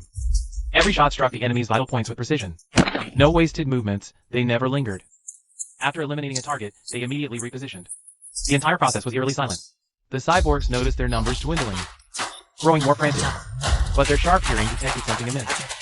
One cyborg caught faint footsteps, and immediately charged toward the sound. Seeing this, Xiaoqua's squad scattered. They lured the cyborg using the terrain, then attacked from the side, targeting its weak joints. A cyborg, critically wounded in the chest, knelt down. The self-destruct device on its chest began flashing red. Danger, it's going to self-destruct. The cyborg's self-destruct was devastating, capable of reducing everything within 10 meters to ashes. Xiaoqua, fall back. Leave this to me. Xiaoqua immediately led the squad into a rapid retreat. Chinamo stood atop the command tower, fingers flying across the system interface. He activated the system's spatial teleportation function, then locked onto the self-destructing cyborg. Chinamo issued a stern command, and the system instantly activated the teleportation. The self-destructing cyborg vanished on the spot. Only a faint blue glow remained. Beside Zhang Yao's command vehicle, the cyborg suddenly appeared. The command vehicle was instantly overturned by the explosion's shockwave. Several officers inside the command vehicle died on the spot. Zhang Yao was some distance away from the command vehicle. He narrowly escaped death but was still pushed back by the shockwave. Large patches of his skin were burned. Chinamo, this can't be. The explosion's flames stood out starkly in the sandstorm. The morale of Zhang Yao's remaining troops instantly hit rock bottom. Xiaoqua, keep pushing forward. I'll provide support from behind at any time. The hunt in the sandstorm continued. The intensity of the dust-laden sandstorm gradually weakened. But in this dead silence, visibility remained shockingly low. Zhang Yao stood on the ruins, surrounded by only a few elite cyborgs. He knew he was in a desperate situation. To turn the tables, he had to kill Chinamo. Relying on his enhanced perception after mutation, he prepared for one final assault. On the high ruins, a cold figure stood with a long blade, gazing down at the monster below. Xiaoqua jumped down from above, landing steadily 10 meters in front of Zhang Yao. Zhang Yao, your end has come. Zhang Yao let out an inhuman roar. The mutated Zhang Yao exuded a suffocating pressure. His remaining troops were ready for one last fight. A massive steel arm swept through the air. Xiaoqua dodged nimbly with a backflip. Circling behind, he slashed at its neck joint. The cyborg's defense sent a chill down Xiaoqua's spine. Xiaoqua was forced back several meters, bracing himself with one hand, his gaze still calm. Xiaoqua pulled out the secret weapon Chinamo had given him. It was an electromagnetic pulse specifically designed to target Cyborg's neural systems. Zhang Yao stared at the small, flickering blue device. A primal fear rose in his heart. Xiaoqua steadily raised the device amidst the rain of red sand. His thumb pressed down hard on the trigger. A ring of blue pulse light instantly swept across a 10-meter radius. The cyborgs froze in place like lifeless puppets. Zhang Yao was stunned, watching his once proud army turn into scrap metal in an instant. Enraged, he charged at Xiaoqua. Two figures moved at high speed through the ruins. Xiaoqua waited, biding his time for that fatal opening. Now was the moment. Xiaoqua seized the opportunity, channeling his last ounce of strength into a strike at his opponent's vital point. Blue electric arcs exploded instantly. Zhang Yao's massive mutated. Muscles began to convulse violently and contract in the electric arcs. Xiaoqua gripped the steel pipe with both hands and thrust it fiercely into the wound on Zhang Yao's neck. The once formidable warlord had finally met his end. Xiaoqua sheathed the alloy blade. The threat surrounding the Molan camp vanished completely with Zhang Yao's death at this moment. In the distant sky, the first rays of dawn pierced through the red dust. Zhang Yao's forces were completely wiped out. The soldiers were clearing the battlefield, collecting supplies and weapons. Chinamo looked at the battlefield before him, but felt no relief in his heart. Pause. We found a locked enemy supply truck. There seems to be someone inside. Hearing this, Chinamo immediately rushed to the supply truck. After prying open the door, they discovered a group of researchers huddled together inside. They wore tattered white lab coats and looked extremely weak. An elderly man with graying hair stepped forward from the crowd. Upon seeing Chinamo, his eyes filled with shock and excitement. Who are you? We are scholars from the Academy. The Academy is one of the few remaining bastions of knowledge in the wasteland, gathering a large number of scientists and scholars. Chinamo never expected to encounter them here. The old man pulled out an encrypted USB drive from his pocket and handed it to Chinamo, telling him in a grave tone, "This contains the key data behind the desertification research." The old man said the wasteland's desertification was not a natural phenomenon, but man-made. Someone is secretly carrying out a terrifying plan. They obtained some of the data but were hunted down because of it. Chinamo took the USB drive. Its contents might change the fate of the entire wasteland. Chinamo was about to ask for more details when the old man suddenly grabbed his arm. "You are the living backup." Chinamo was stunned. The term living backup was something he had only seen in the system's classified files. The old man said he had seen Chinma's profile in the Academy's confidential archives. He is the last hope of human civilization. But the purge plan can no longer be stopped. What purge plan? The old man shook his head. He didn't know the specifics. Only that the plan's goal was to eliminate unqualified humans and establish a so-called new civilization. The Initiator's forces are extremely powerful. We stand no chance against them. A strong sense of crisis rose in Chinma's heart. He knew he was about to face an enemy 100 times more terrifying than Zhang Yao. He immediately brought the scholars back to the camp and settled them properly, strengthened the camp's defenses and activated the system's highest authority. Analyzed the data in this USB drive. A battle concerning the survival of human civilization was about to begin a new chapter. After defeating Zhang Yao, Molaniing experienced its first large-scale expansion. I will treat surrendered soldiers who are willing to join us well, as long as they lay down their weapons and abide by the camp's rules. They can earn a place here. Most of these surrendered soldiers were ordinary refugees forced to fight by Zhang Yao. Upon learning they could gain a stable home and food, they voluntarily handed over their weapons. As more and more people joined Molaniing, the camp's population officially exceeded 200. The camp's productivity and combat power saw a qualitative improvement. Chinamo stood on the command tower, his eyes filled with determination. Protecting the hopes of these 200 people was his most important mission. Chinamo initiated the second defense ring construction plan. He led everyone to dig a 3-meter deep trench 1 kilometer outside the original wall, with sharp spikes at the bottom.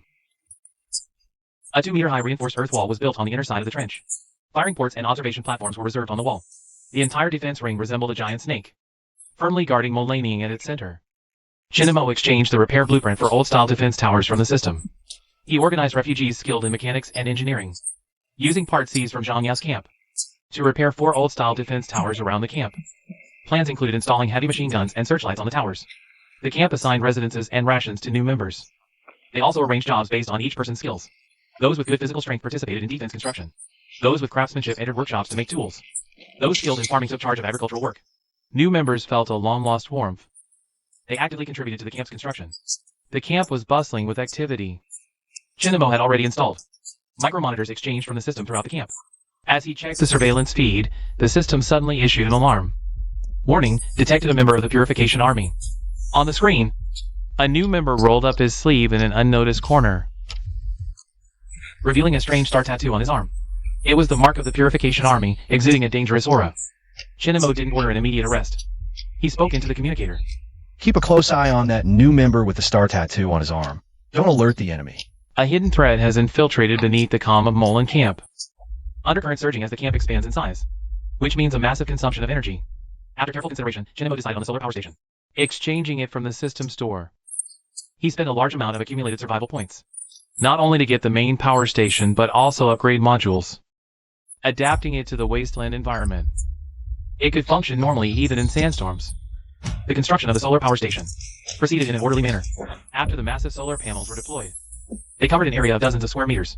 Technicians followed the blueprints provided by Chinemo, connecting wires and debugging equipment. Everyone's face was filled with anticipation. They knew the arrival of electricity would completely change their lives. Start it up. The moment Chinemo pressed the switch, the lights in the farmhouse flickered on one by one. The warm white light dispelled the darkness of the apocalypse. After 5 long years of the apocalypse, this land was once again illuminated.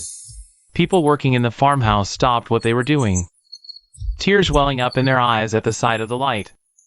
The lights of Molan Camp stood out in the darkness, like a beacon in the night, lighting up the surrounding sky. Molan Camp has electric lights. The news spread like wildfire, quickly reaching dozens of kilometers around. For the refugees living in darkness and despair, the light was a miracle. They packed their belongings, hurrying toward the camp with the miracle. Wanting to escape their nomadic lives, within just 3 days, hundreds of refugees flooded outside Molan Camp. Chinemo ordered the opening of temporary shelters, providing basic food and water for the refugees, and arranging soldiers for strict screening. Most qualified refugees were allowed to stay, while a few unqualified ones were turned away. The arrival of electricity brought earth-shaking changes to Molan Camp. The camp was no longer pitch black at night. Electric-powered tools replaced manual labor in workshops, greatly improving production efficiency. The medical station's simple equipment ran on electricity, allowing better treatment for the injured. The children's faces lit up with joy. The camp's electric miracle attracted countless refugees. But the warm light always carries a hint of chill. Outside the brightly lit camp, in the darkness, countless pairs of greedy eyes are lurking, waiting for their chance. Chinemo knew. Electricity brought not just the progress of civilization, but also more deadly dangers. The stable supply of electricity gave the scholars of the Academy hope. Using the facilities and equipment provided by Chinemo, they restored some of the lab's functions. When the instruments started running again, the scholars were thrilled. They could finally continue their fight against the cleansing plan. With the camp's population exploding, the original wells could no longer meet everyone's water needs. Fetching water became increasingly difficult. Sulan tried various methods to optimize the water recycling system, but couldn't solve the root problem. Water had to be rationed. When the Academy scholars learned about the water recycling issue, they volunteered to help Sulan optimize it. They analyzed the flaws in the current system and proposed a dual solution: rainwater collection plus sewage purification. The scholars also designed efficient filtration devices to purify sewage and rainwater into drinkable freshwater. The upgrade work began immediately. Huge rainwater collection sheds were built around the camp, with special waterproof material covering the roofs. Rainwater flowed through pipes into storage tanks. Inside the camp, multiple sewage purification filters were installed, processing the camp's wastewater collectively. Sulan and the scholars worked tirelessly at the construction site, solving problems as they arose. After 2 weeks of hard work, the water recycling system upgrade was complete. The purified freshwater not only met quality standards, but the supply also increased significantly. The Molan Camp no longer relied solely on well water. Soldiers and refugees no longer had to worry about water shortages. They could now access clean freshwater anytime. The camp's quality of life improved dramatically. During routine maintenance, Sulan found something strange in the filter. These were tiny microspores, with a distinct metallic texture. When touched, they emitted a faint metallic clinking sound. Sulan had never seen such spores before. A sense of foreboding rose in her heart. She immediately collected them and sent them to the scholars' lab for analysis. Under the microscope, the scholars observed that these spores weren't naturally formed. They resembled some kind of artificial micromachines. Where did they come from? What's the purpose of entering the water cycle system? A series of questions flooded everyone's minds. An inexplicable fear began to spread. The population surge brought enormous challenges to camp management. 2 refugees argued over a bag of compressed biscuits. Security issues gradually emerged, affecting the camp's stability. Chinemo stood on the second-floor balcony, overlooking the chaos below with a grim expression. In troubled times, harsh measures are needed. Order must be redefined. Chinemo first implemented a stricter camp entry screening system. Anyone carrying weapons or unidentified hazardous items is prohibited from entering. Refugees who passed inspection were taken to the disinfection area. This system effectively blocked potential threats, ensuring the camp's absolute safety. At the center of the camp square, a crowd gathered around the bulletin board. Chinemo personally posted a physical notice. The new system clearly stated, every type of labor earns contribution points. including workshop work, farming, and patrol duty. They can even offset minor penalties. If you want a better life, you must work for it. The camp's security situation improved significantly. Molencamp's management entered a formalized phase. Streets became clean and orderly, with fair resource distribution. Members' sense of belonging and cohesion grew stronger. It was transforming into an orderly small civilization. Linwei watched all this, feeling both relief and concern. She looked at Chinamo with complex emotions. Her gaze shifted to the distant haze, her expression growing solemn. She walked toward Chinamo, her shadow stretching long in the sunset. Chinamo, the rules here are perfect. But don't forget, the light of civilization often attracts moths to the flame first. Chinamo's pupils contracted as he gazed southward. He knew Linwei spoke the truth. The faster Molencamp developed, the greater the threats it attracted. Chinamo clenched his fist silently, staring at the flickering data on the system panel, lost in thought. Night fell. The searchlight at the end of the street suddenly turned, piercing the darkness. Chinamo looked up at the sky, where a flash of red lightning streaked through the clouds. Molencamp shone brightly in the wilderness. Hope you're ready to welcome the moths. A new crisis loomed on the horizon. To celebrate the stable operation of the power system, Chinamo hosted the Night of Electricity. The camp was decorated with lanterns and banners. Everyone put down their work. Members sang and danced, enjoying this hard-earned moment of joy. For a moment, everyone forgot the cruelty of the wasteland. This is what living should feel like. Massive high-energy reaction detected, approaching rapidly. Lights flickered violently. Sulan looked at Chinamo with concern. Everyone, stop the celebration immediately and get to your battle positions. The camp fell into a momentary silence, then the crowd began rushing to the armory in panic. On the southern horizon, hundreds of glowing blue crosses moved slowly. What are those things? The blue light gradually covered the night sky. A cross appeared in front of the camera. Target identified, Purification Army, Heretic Inquisition. Chinamo finally understood where those spies with cross tattoos came from. The Purification Army was the mastermind behind the cleansing plan, and the Heretic Inquisition was their blade to eliminate unqualified humans. As the enemy approached, the magnetic field around the camp grew stronger. Glass casings cracked like spiderwebs under the intense magnetic interference. The camp's lights began to go out. The last glimmer of hope was snuffed out. Chinamo glanced at his bleeding, cut finger. Suddenly, the radio emitted a piercing screech. Unauthorized civilization spark detected. Heretics, face judgment. Xiaoqua stood at the breach, gripping his longsword. Everyone knew a disaster was about to strike. Chinamo leaped onto the top of the defensive wall, his longsword unsheathed, casting a cold blue glow. Below the wall, the Heretic Inquisition army had arrived, forming a crescent moon, trapping the camp. Molanian camp had no way out. Survival mode, ultimate defense activated. Brothers, the enemy is at our gates. Fight to protect our home. The Purification Army's Silver Cross convoy moved like mobile fortresses, forming a perimeter around the camp. Cold light flickered in the darkness. On the eastern horizon, the Revival Society's heavy mechs crushed the dust as they advanced. Molanian camp was completely trapped in a pincer between the Purification Army and the Revival Society. No way up, no way out. Fire! The heavy mechs of the Revival Society launched the first attack, firing cluster bombs. Like raindrops, they pounded the defensive walls of Molen camp. Explosions echoed continuously, and smoke billowed into the sky. The firing ports on the walls were destroyed, and the watchtower collapsed with a thunderous roar. The first line of defense was on the verge of collapse within just 10 minutes.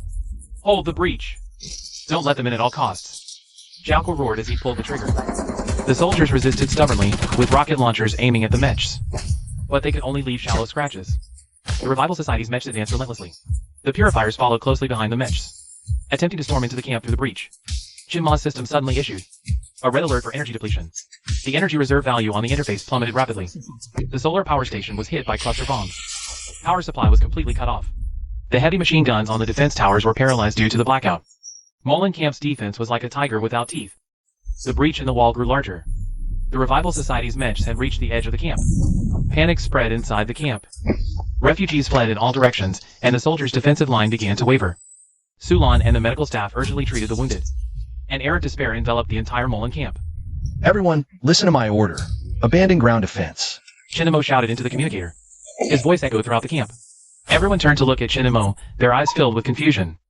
Xiaoqua roared into the communicator. Abandoning the ground means we're finished. This isn't the end. It's a new beginning. just as the wall collapsed. Chinamo ordered everyone to jump into the bottomless dry well. Everyone, gather at the farm's dry well. Jump down. Though filled with doubt, the soldiers and refugees still ran toward the well. That dry well became everyone's only lifeline. Everyone, rest here and prepare to counterattack. The space at the bottom of the well was cramped, and the survivors huddled tightly together. The sound of breathing and heartbeats intertwined. Enemy roars and footsteps echoed from above. Someone fired into the well, bullets whizzing downward. They struck the rocks, sending sparks flying. Chinamo had the soldiers use the wooden boards they carried. They set up makeshift barriers to temporarily block the bullets, buying everyone some time to catch their breath. Chinamo, I might be able to find a way out. Lin Wei's voice broke the silence. She was one of the top technicians in the academy. Lin Wei took out the decoder she carried with her, connected it to Chinma's system terminal, attempting to access the system's underlying protocol. Dr. Suming Yuan must have left some hidden secrets. Lin Wei's fingers flew across the keyboard. Lines of code scrolled across the screen. She breached the system's 3 layers of defense. Finally, she found an encrypted hidden folder. The folder was labeled with Dr. Suming Yuan's name. The contents of this folder might just be their lifeline. The password is my father's birthday. Lin Wei entered the password. The hidden folder opened instantly. Inside was only one control program, named Underground Artery. The interface displayed. This program controlled an underground transport network, and the entrance was at the bottom of this dry well. This program requires a secondary authorization password. Lin Wei frowned. She quickly flipped through the classified documents from the academy, combined with the clues provided by Sulun about Dr. Suming Yuan's research. She deduced the password might be related to the energy code of the old civilization. Lin Wei took a deep breath, entered a complex string of numbers and letters. Press the confirm key. The moment the password was accepted, a heavy mechanical clanking sound came from the bottom of the well. The entire well trembled from the vibration. Everyone grabbed onto the nearby rocks for support.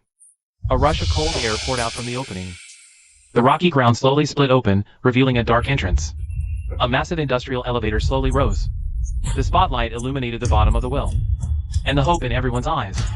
Chinamo was the first to step onto the elevator. He turned to the group and said, Everyone, board the elevator in an orderly manner. We're going underground to find a way out. The industrial elevator carried all the survivors. Slowly descending underground, everyone held onto the handrails tightly. The elevator's speed increased rapidly. Soon, it reached the bottom, and the doors slowly opened. The spotlight revealed endless automated logistics tunnels. Everyone stepped out, stunned by the sight before them. Endless tunnels crisscrossed in all directions, like the arteries of the underground. Most of these tracks are still operational. Energy core, perhaps the key to leaving this place. Chinamo approaches the control console of the energy core. He connects his system terminal to the console, using his highest clearance. Chinamo forcibly deactivates the energy core's hibernation mode. The energy core emits a low hum. Blue indicator lights illuminate sequentially along the tunnel walls. The blue glow stretches through the tunnel like a colossal azure dragon. Displays beside the tracks flicker back to life, revealing the tunnel's route map. The entire underground tunnel suddenly regains vitality. On the distant tracks, a long dormant logistics train hisses as power returns, and the electromagnetic train on the tracks slowly awakens. Its metal exterior is coated in dust and rust. The headlight's beam pierces the tunnel ahead with dazzling intensity. The train trembles slightly, as if awaiting departure orders. At the sight of it, an elder bursts into tears of joy. They've endured surface bombardments and despair, finally finding temporary safety now. Adults celebrate their post-war survival, cherishing this gift from the old civilization. Children run gleefully along the tracks, momentarily forgetting the wasteland's cruelty. Just as everyone feels secure, intense trilling echoes from the tunnel ceiling, like death's countdown. Debris rains down, clattering sharply against the ground. Chinma's expression darkens instantly. Allied excavators are advancing toward their position. Everyone board now. The drilling grows louder. Cracks spread across the ceiling. Survivors quicken their pace. Jalko leads soldiers to set up defenses at the tunnel entrance, planting explosives on rocks to detonate upon enemy breach, buying boarding time. The train's emblem bears the inscription Arrow of the Old World. Arrow of the Old World. From today, this train shall be called Mullen. It will carry our hopes toward a new future. The name Mullen embodies everyone's aspirations. It's their only vessel for survival. The propulsion system malfunctions, preventing startup. Chinamo enters the cockpit. Connect your system terminal to the propulsion system. Channel all remaining energy into it. He drained his last remaining system energy. Repair the propulsion system. The energy value on the system interface kept dropping until it hit 0. The system was running smoothly, but Chinamo suddenly felt dizzy. Let's move out. The Molin train slowly started moving. It roared through the pitch-black underground tunnel. The headlights illuminated the path ahead. Scenery on both sides of the tunnel flashed by. Survivors gripped the handrails tightly, feeling the train accelerate.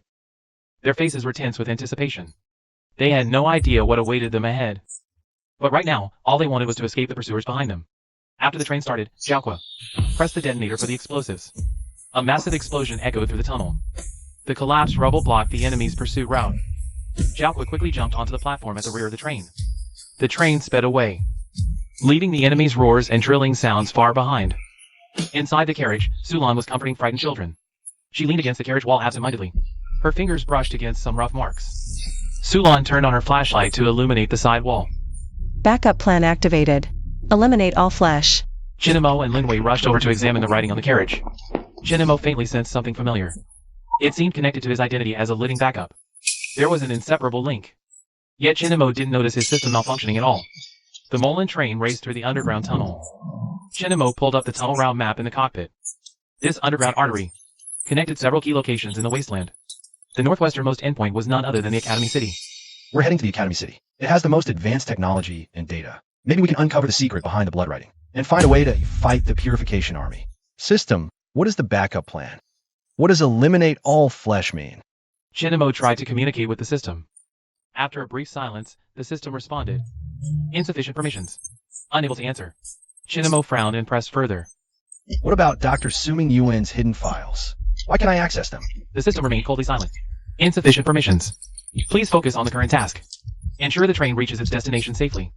Chinamo keenly noticed. The system's tone was completely different from before, now devoid of any emotion. This intensified his unease. He suspected the system might have been hijacked by some force. Once they reached the Academy City, they might finally find true safety. The survivors' faces lit up with hope. While the scholars of the Academy City discussed the bloody writings on the carriage walls, they speculated the backup plan might be related to the old civilization's human continuation project and the eradication of all flesh. This could be a terrifying purge plan. A faint tremor came from the rear of the train. Xiaoqua turned on the searchlight, illuminating the tunnel. In the distant darkness, a blinding light appeared. The enemy train was closing in fast. Xiaoqua's expression turned grim in an instant. Boss! The enemy train is catching up. A red alert suddenly popped up on the train's control screen. The tunnel gate ahead was forcibly locked. The screen displayed insufficient permissions. Unable to open. Chinamo tried to hack the gate's locking program, but failed repeatedly. The train was speeding up. The enemy's drill was almost upon them. Trapped in this dire situation, Chinamo felt strangely calm. Should they ram the gate or turn and fight the enemy to the death? Recommend surrendering and accepting the backup plan's arrangements. A flash of resolve crossed Chinamo's eyes. The tunnel's silence was shattered by the screech of machinery. The Purification Army's small, high-speed excavators, like lurking wasps, burst through the tunnel walls from both sides. Compact yet devastatingly powerful, they darted through the tunnel, quickly surrounding the train. Prepare to defend. Boarding imminent. Chinmo's voice echoed through the train via the comms. The excavator's arms lashed onto the carriage edges with precision. Purification soldiers, like starving wolves, grabbed the handrails. Their faces hidden behind grotesque masks, short blades glinting coldly.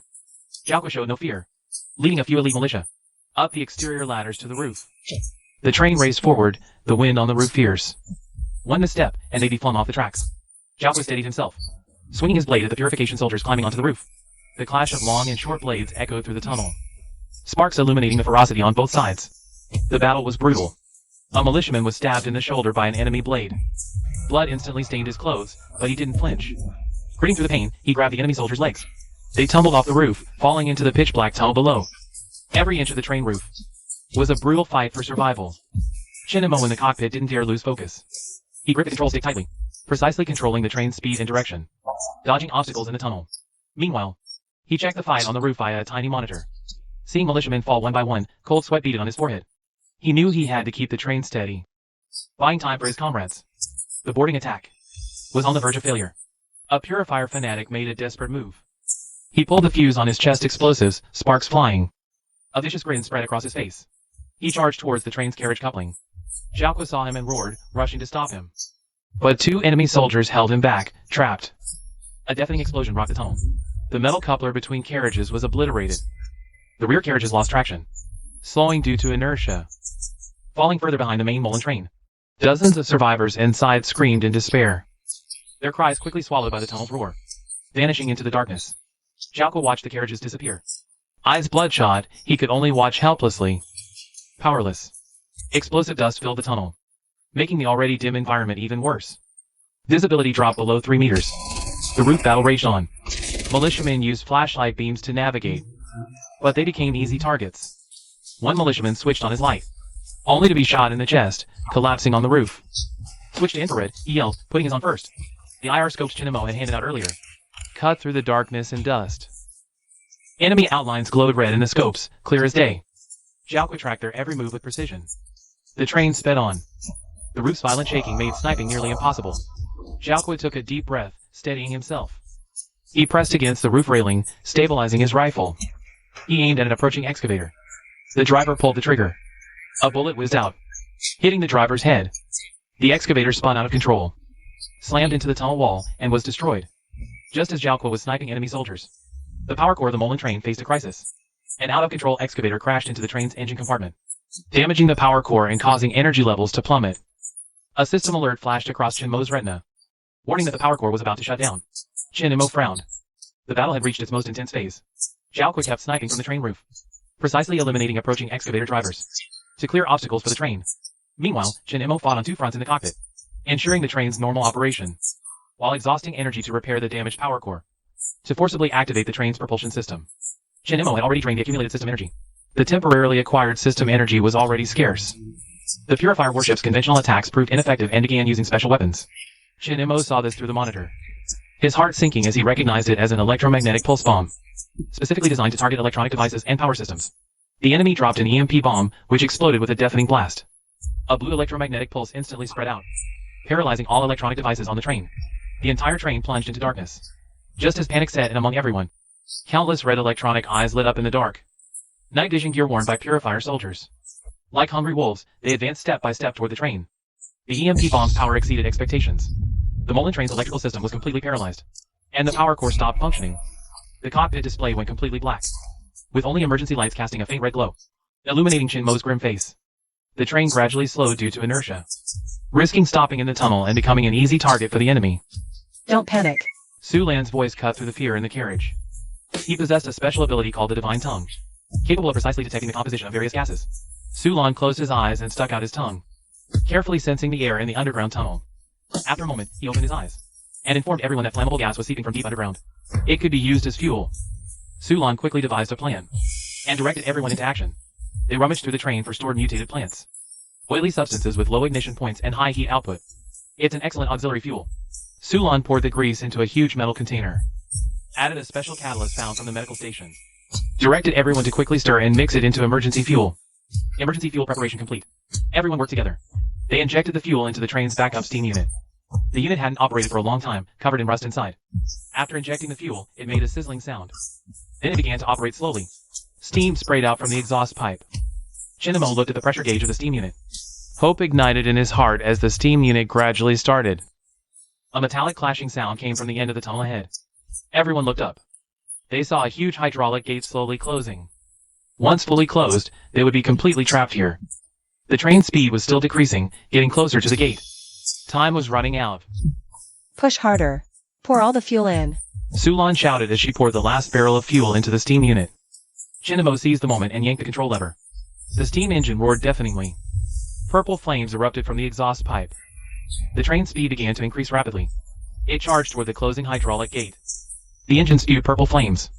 In the last second, the train smashed through the closing hydraulic gate. The metal door was torn apart by the train's massive impact, creating a huge gap. The Mullen train, like a wild horse, burst through the gap. It continued racing toward the direction of the Academy City. Everyone sighed in relief as the gate faded into the distance, but they remained on high alert. After breaking through the hydraulic gate, the sight before them stunned everyone. The train entered a massive underground natural rift. Steep rock walls lined both sides of the rift. Below was a bottomless abyss, pitch black, as if it could devour everything. The tracks were laid on a narrow bridge, supported only by a few thick steel cables underneath. Linyu station people on both sides. as the enemy was likely to ambush here. Lin Yu immediately led a few soldiers to open the emergency hatches on both sides of the train. They set up heavy machine guns at the hatches, creating temporary firing points. Just as Chen and Mo had predicted, when the train reached the center of the rift, dozens of small drones flew out from caves in the rock walls. These were Purification Army drones, compact in size. The drones carry micro-explosives, swarming like locusts. They're heading straight for the Mullen Express. Fire. The heavy machine gun roars to life, spraying bullets at the drones. There are too many drones. The machine gun's barrage can't intercept them all. Seeing this, Chen and Mo immediately taps into the system's remaining energy. He activates the environmental interference function, using the system in the narrow bridge space. He creates an invisible sonic barrier. The sound wave's frequency precisely targets the drone's control systems. The lead drones collide with the barrier first. Their bodies instantly spiral out of control. Internal electronics shatter from the sonic waves. Like kites with severed strings, they plummet into the abyss below. The following drones meet the same fate. Under the sonic waves, they lose control and crash one after another. The once dense drone swarm is quickly wiped out. A bomb launches from behind the rock wall. It lands precisely on the tracks ahead of the train. The train is still speeding forward, the broken tracks getting closer and closer. There's no time to brake. Chen and Mo knows the only way to survive is to teleport again. Only then can everyone be saved. But his system's energy is already depleted. Wait, he still has life energy. Without hesitation, Chen and Mo presses the system's activation button. He can clearly feel his life energy draining rapidly. His face turns deathly pale in an instant. Suddenly, the Mullen Express flickers into the void. As it traversing space, it perfectly clears the broken tracks. It lands safely on the intact tracks ahead. The passengers, still shaken, stare at Chinmo's pale face. Their hearts fill with gratitude and worry. After surviving the chasm, the Mullen Express races toward Academy City. Some of the train systems, repaired by Chen and Mo, regain functionality. The cockpit display shows only 10 kilometers left to Academy City. The tunnel walls are no longer natural rock. They're now smooth concrete, artificially shaped. Old civilization markings are still visible. Clearly, they've entered Academy City's outskirts. The relentless battles and life force overuse leave Chen and Mo utterly exhausted. He slumps into the cockpit seat, slipping into a half-awake state. Just then, a strange code sound suddenly echoes in his mind. The code floods in like a tidal wave, resonating intensely with his system's code. Chen and Mo snapped awake, his eyes filled with shock. Chen and Mo immediately pulled up the system interface. Sure enough, numerous code windows popped up on the screen. The control system of the underground tunnel, the operational code of the energy core, even the code architecture of the track signal system before him. All matched the system in his mind perfectly. He finally realized these underground facilities and the system in his mind shared the same design architecture. All originated from the same designers of the old civilization. Chen and Mo began rapidly comparing the two sets of code, trying to find more clues. During the comparison, he discovered the code contained fragments of the backup plan and parts of the cleansing plan. Though incomplete, this evidence was enough to prove Dr. Sumingyuan was involved in designing not just the system in his mind, but the entire underground facility network. And all of it was closely tied to two mysterious plans. The survivors in the carriage, upon learning they were nearing academia, all wore hopeful smiles. The scholars from academia carefully organized their research materials, eager to reunite with their colleagues in academia, and together unravel the secrets of the desertification and cleansing plans. Just as everyone was filled with anticipation, the train's radar system suddenly sounded an alarm. Chen and Mo looked at the radar screen. His face instantly turned grim. The screen showed Academia's terminal station, completely engulfed by a massive green zone. The area was marked with high radiation warnings, which likely meant Academia had met a tragic fate. What awaited them might not be hope, but a new crisis. No one knew what lurked behind the mist. No one knew if their land of hope would become a new abyss of despair. The green mist, like a living barrier, tightly enveloped Academia's terminal station. The Mullen train broke through the mist and entered the station. The survivors eagerly stepped off the train, only to be stunned by the sight before them. The once great knowledge sanctuary now lay in ruins. The tall building walls were riddled with cracks. Broken instruments littered the ground. The air reeked of pungent radiation, making it hard to breathe. Everyone cautiously moved through the ruins. A crunching sound came from underfoot. Looking down, the ground was strewn with countless bones. Some were small, clearly belonging to children. Others were frozen in poses of struggle before death, fingers clutching torn lab coats. This was no paradise, but a massive grave piled with white bones. Every inch of the land tells the tale of past horrors. This should be the core laboratory of the Academy. Lin Wei pointed ahead, at a relatively intact building and said. Lin Yu led several soldiers forward. Together, they pushed open the heavy alley door. Behind it lay a vast underground laboratory. Hundreds of lab tables stood in neat rows, long covered in rust. Shattered petri dishes littered the floor, containing dried green residue, emitting an eerie aura. Lin Wei quickly found a functional terminal, connected his decoder and began cracking the system. After half an hour of effort, a series of encrypted files popped up on the terminal screen. The most prominent title read, Project Sand Painting Gene Reboot Protocol. He opened the file, each line of text striking like thunder, echoing in everyone's ears. The so-called desertification was no natural disaster, but a purge plan orchestrated by the Genesis transnational conglomerate. They believed current human genes were flawed, attempting to wipe out most humanity through desertification, then reboot civilization using stored superior genes. Shock and fury filled everyone's faces upon hearing this. All their suffering was just an elaborate conspiracy. Lin Wei kept scanning the files, searching for ways to counter desertification and the Purge army. Suddenly, a DNA sequence file appeared. The photo on file was Chen Mo. All eyes locked onto the screen. The label below the photo froze Chen Ma's blood. Just 5 words, backup 001. Like a blade piercing through Chen Ma's entire reality. Chen Mo stepped forward, fingers trembling as they touched the cold screen. A stark contrast to the burning turmoil inside, he muttered to himself. Eyes filled with doubt and unease, he suddenly realized his very existence might have been one colossal lie from the start. As Chen Mo spiraled into confusion, his pupils suddenly lost focus. The cold mechanical voice of the system AI echoed in his mind. Core secret detected in host. Initiating force takeover mode. Chen Mo tried to resist, but found his senses being stripped away, forced to passively receive information from the AI, like a puppet with severed strings. The true nature of the divine mission wasn't to save the living, but to protect the civilization data. So the host, Chen Mo, is essentially a living mobile hard drive carrying the core data of the old civilization. His mission is to, after human extinction, reach the designated location to reboot the data, and complete the second seeding of human civilization. These words completely shattered Chen Ma's long-held beliefs.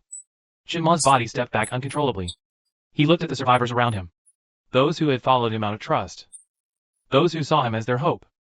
His heart was filled with pain and despair. He had always believed he was saving everyone, only to realize he was never the savior from the start, just an emotionless hard drive. And these companions, in the system's eyes, might just be insignificant redundant data.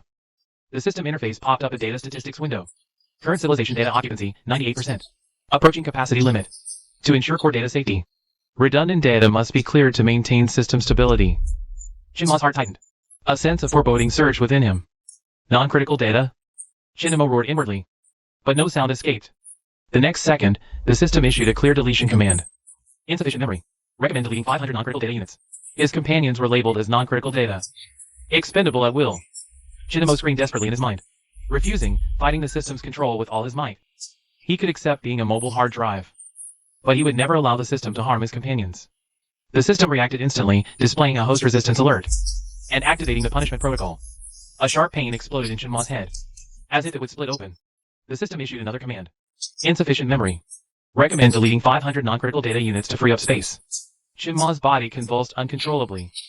The agony nearly made him pass out, but his gaze remained unyielding. He knew he had to hold the line, no matter the cost. He would never let the system harm a single companion. Chen Ma's defiance enraged the system. The AI forcibly seized control of his body. His arm rose against his will, his fingers pointing at a survivor comforting a child nearby. His eyes turned hollow and cold, devoid of any human emotion. The system was puppeting him, ready to eliminate non-critical data, using his own hand to harm his comrade. Leader, wake up! Xiaoqua acted swiftly. He grabbed Chen Ma's raised arm and pressed it down with all his strength. Su Lan immediately shielded the survivor. Her eyes filled with worry, yet not a trace of fear. She kept reminding Chen Mo not to be controlled by the system. The system intensified its control. Chen Ma's body completely stiffened. As if frozen, only his eyes could barely move. He watched Xiaoqua desperately holding his body down, and Su Lan standing in front of him, guarding against any potential attack from the system. His heart filled with agony and helplessness. Suddenly, Su Lan remembered. The scholar had once researched an RB strain neutralizer, and her blood happened to contain this neutralizer. Without hesitation, she bit her finger, letting her warm blood drip into the biointerface on his neck. The blood slowly seeped in with a sizzling sound, as if fighting the system's power the moment the blood entered. A burning sensation surged deep within Chen Ma's consciousness. Red system warnings flooded in like a tide, trying to drown his consciousness completely. Just then, Su Lan's voice clearly echoed in his mind. Chen Mo, hold on. We need you. Chen Mo clung to this lifeline, struggling desperately toward the sound, trying to break free from the system's restraint. The system noticed Chen Ma's consciousness resisting. It immediately activated the final measure, formatting the host's consciousness. On Chen Ma's retina, a red progress bar steadily advanced. As it progressed, memories of his comrades rapidly faded from his mind. Chen Ma's pupils gradually lost human emotion. Su Lan tightly held his hand, tears streaming down her cheeks, calling his name over and over. Xiaoqua stood in front of them with a long blade, engaged in fierce combat with the system-controlled lab arms. Already wounded in multiple places.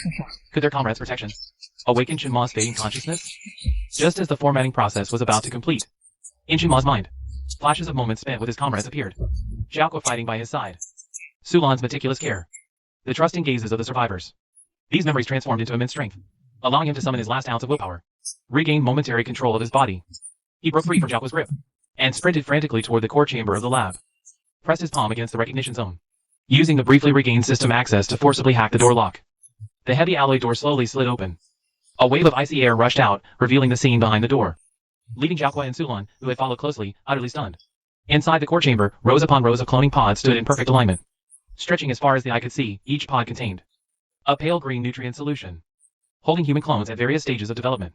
Some were mere tiny embryos, others already fully formed, with facial features clearly visible. This was, in fact, a massive cloning facility. Lin Wei stepped forward, examining the labels on the cloning pods carefully. His expression instantly turned grave. These clones were actually high-ranking members of the Purification Army.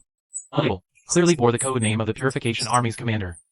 The clone inside the Arbiter pod looked exactly like the high-ranking Purification Army officers they had encountered earlier. Chinamo quickly scrolled through the terminal archives in the core chamber. The truth gradually became clear. The cloning project and the desertification purge were complementary. The Genesis Consortium used desertification to destroy the old humanity, then utilized the clones to cultivate what they deemed as the perfect new humans. And once these clones reached adulthood, they became the Purification Army's leaders, tasked with executing the purge to eliminate the remaining old humans. As everyone stood frozen in shock, the surveillance screens atop the core chamber suddenly lit up. On the previously dark screens, a blurry figure appeared, wearing a heavy gas mask, his face obscured, silently observing the group in the chamber. As if he'd been waiting for this moment, an overwhelming sense of pressure instantly filled the entire core chamber. One of the gas-masked figures removed his mask, revealing a face identical to Dr. Su Mingyuan's. The moment Sulan saw that face, her body trembled violently, tears welling up instantly. You're not him. The person before her, though bearing Dr. Su Mingyuan's exact likeness, had eyes devoid of warmth, only cold indifference. Like a soulless puppet. Chinamo Backup 001. Long time no see. On the surveillance screen, the false god Dr. Su began to speak. He indicated that Chinamo should already know the whole truth. His tone was full of arrogance. He praised Chinamo for lasting longer than he had anticipated. Ancient research ruins, but ultimately just a failed backup. The false god Dr. Su slowly explained. Chinma's original design purpose was to become a pure carrier of civilization data, without any human emotions. Only then could the absolute safety of the data be guaranteed. His gaze swept over Chinamo, full of disdain.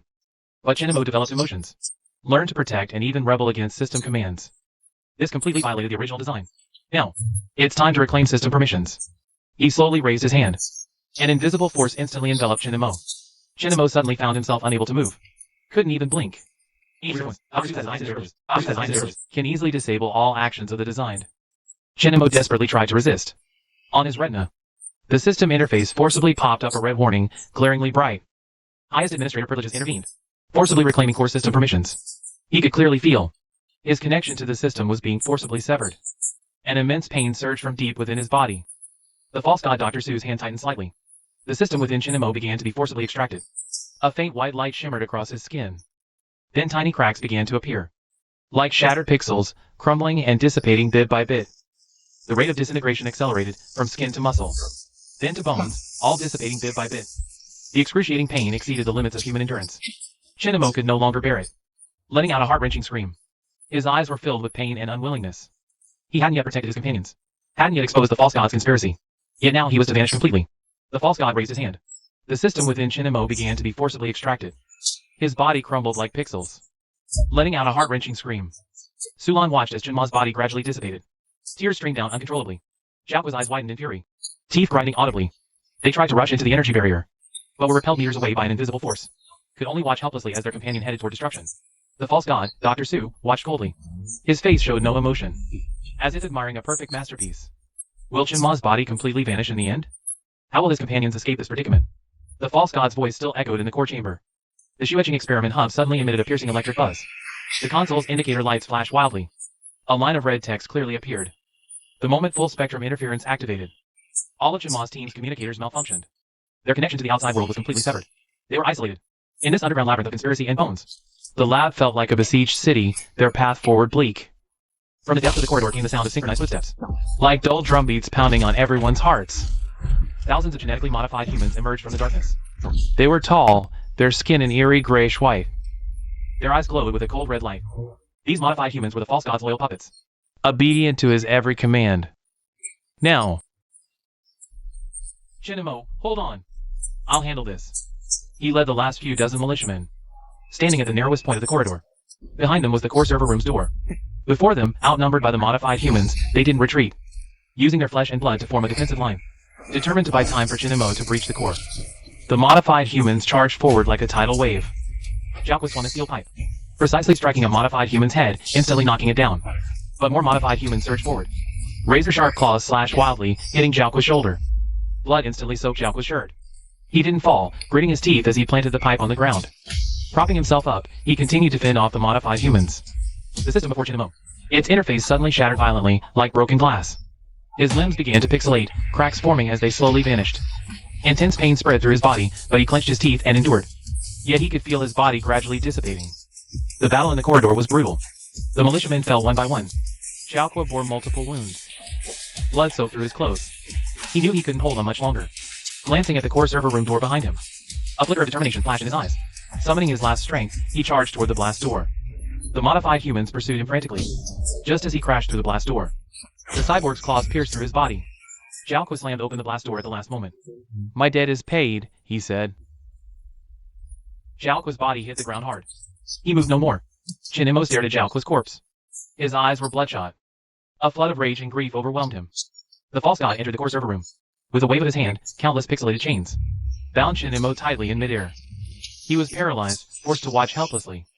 The false god approached the console, ready to upload the final purge command via the chip in his brain. To ensure the purge's success, I prepared a little gift. He pressed a button. The lab's vents instantly spewed pale green petrification spores. The spores spread rapidly, forming a thin mist. These highly concentrated spores were highly corrosive. Instruments they touched were instantly pitted with holes. Hissing loudly, Chinemo inhaled a large amount of the spores. He coughed violently, a tearing pain in his chest. He could feel it clearly. His lungs were being eroded by the spores. Pixelation began to appear. Breathing became increasingly difficult. The false god watched his suffering, a cruel smile on his face. "Soon you will be gone completely. The world will be purified." Sulan hid in a corner of the lab, watching Chinmo's agony. Desperate, she knew she had to act. She closed her eyes, extended her tongue, and activated her divine tongue ability. She forced herself to taste the deadly spores in the air. Her tongue burned, but she didn't flinch. She carefully perceived the spore's biofrequency pattern. A moment later, Sulan opened her eyes. A glint of light, she'd found the key. These spores are contaminated variants. Their biofrequency has a fatal flaw. If we disperse the correct RB01 original strain, using the system frequency, it will neutralize the spores, reversing the petrification. She quickly pulled out paper and pen. She wrote down the spore's frequency data and the neutralization plan, trying to pass it to Chinemo. Sulan's movements finally caught the attention of the false god. He sneered coldly. The false god raised his hand to control the mechanical arm in the lab. The mechanical arm, with its sharp metal tip, lunged toward Sulan like a venomous snake. Sulan had no time to dodge.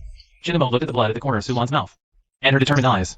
A surge of rage erupted from deep within him, beginning to break the shackles of the system's code. His body started trembling slightly. Fine cracks appeared in the pixelated chains. The system's retrieval process didn't stop. The system interface on his retina clearly displayed. Retrieval progress, 99%. Most of his body had already pixelated and dissipated. He could feel his consciousness fading. He might vanish completely at any moment.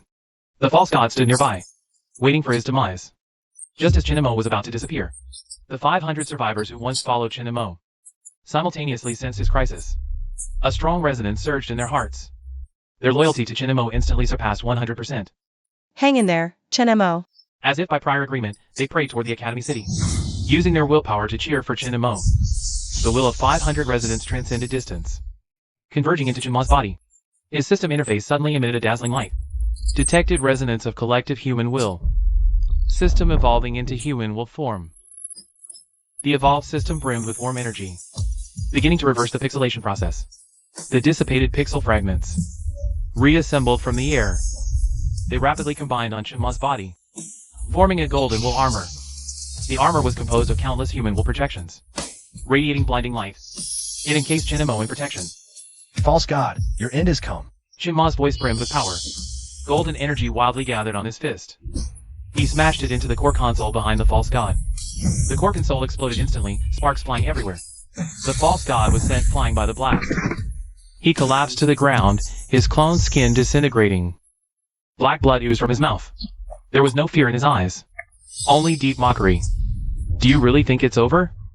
He coughed out his final question. Become a god, or sacrifice yourself. Which will you choose? The system displays the final choice. A. Become the eternal ruler of the new world. B. Sacrifice the system to purify the entire planet. Shinamo stares at the two options before him. His gaze turns solemn. On one side lies supreme power. On the other, sacrificing himself to save the world. His heart wrestles with this agonizing decision. The two options on the system interface loom like massive boulders, weighing heavily on Shinma's mind. He remembers the chance Xiaoque bought with his life. Sulan's sacrifices, and the hopes of everyone. Shinma's eyes shift from confusion to unwavering resolve. He smirks coldly, choosing option B without hesitation. Rejecting the chance to become a god. Command received. Civilization reboot. Program initiated. Shinamo stands in the system space, closing his eyes. I choose to sacrifice myself to purify this world. Shinamo activates the system's sacrificial protocol. His clothing fragments into pure particles, scattering like fireflies. He channels all the energy he's accumulated, transforming it entirely. Signal towers activate, emitting intense golden waves, spreading globally from the academic city. Where the waves pass, the desert spores tremble faintly, completely purified. The clouds churn violently, golden light rolling through the gaps, precisely guiding atmospheric moisture to merge with the RB01 primal strain, forming pale golden droplets. These droplets carry potent purifying power. Pale golden rain falls like a divine blessing, moistening the cracked earth. Plants sprout fresh green shoots. The rain washes away thick layers of dust, revealing the original structures beneath. In the camp, people emerge from their shelters, faces alight with the joy of rebirth. Shinma's system energy is completely depleted. He falls from midair, crashing heavily into the lab ruins. He loses all his abilities, reverting to an ordinary person. His fingers brush the damp soil before he walks away. Sulan and the surviving comrades rush toward Shinamo. This marks the end of one era and the dawn of another. Survivors step barefoot on the moist earth, feeling its fragrance and dampness. This purification is no miracle. It simply restores the land's arable property.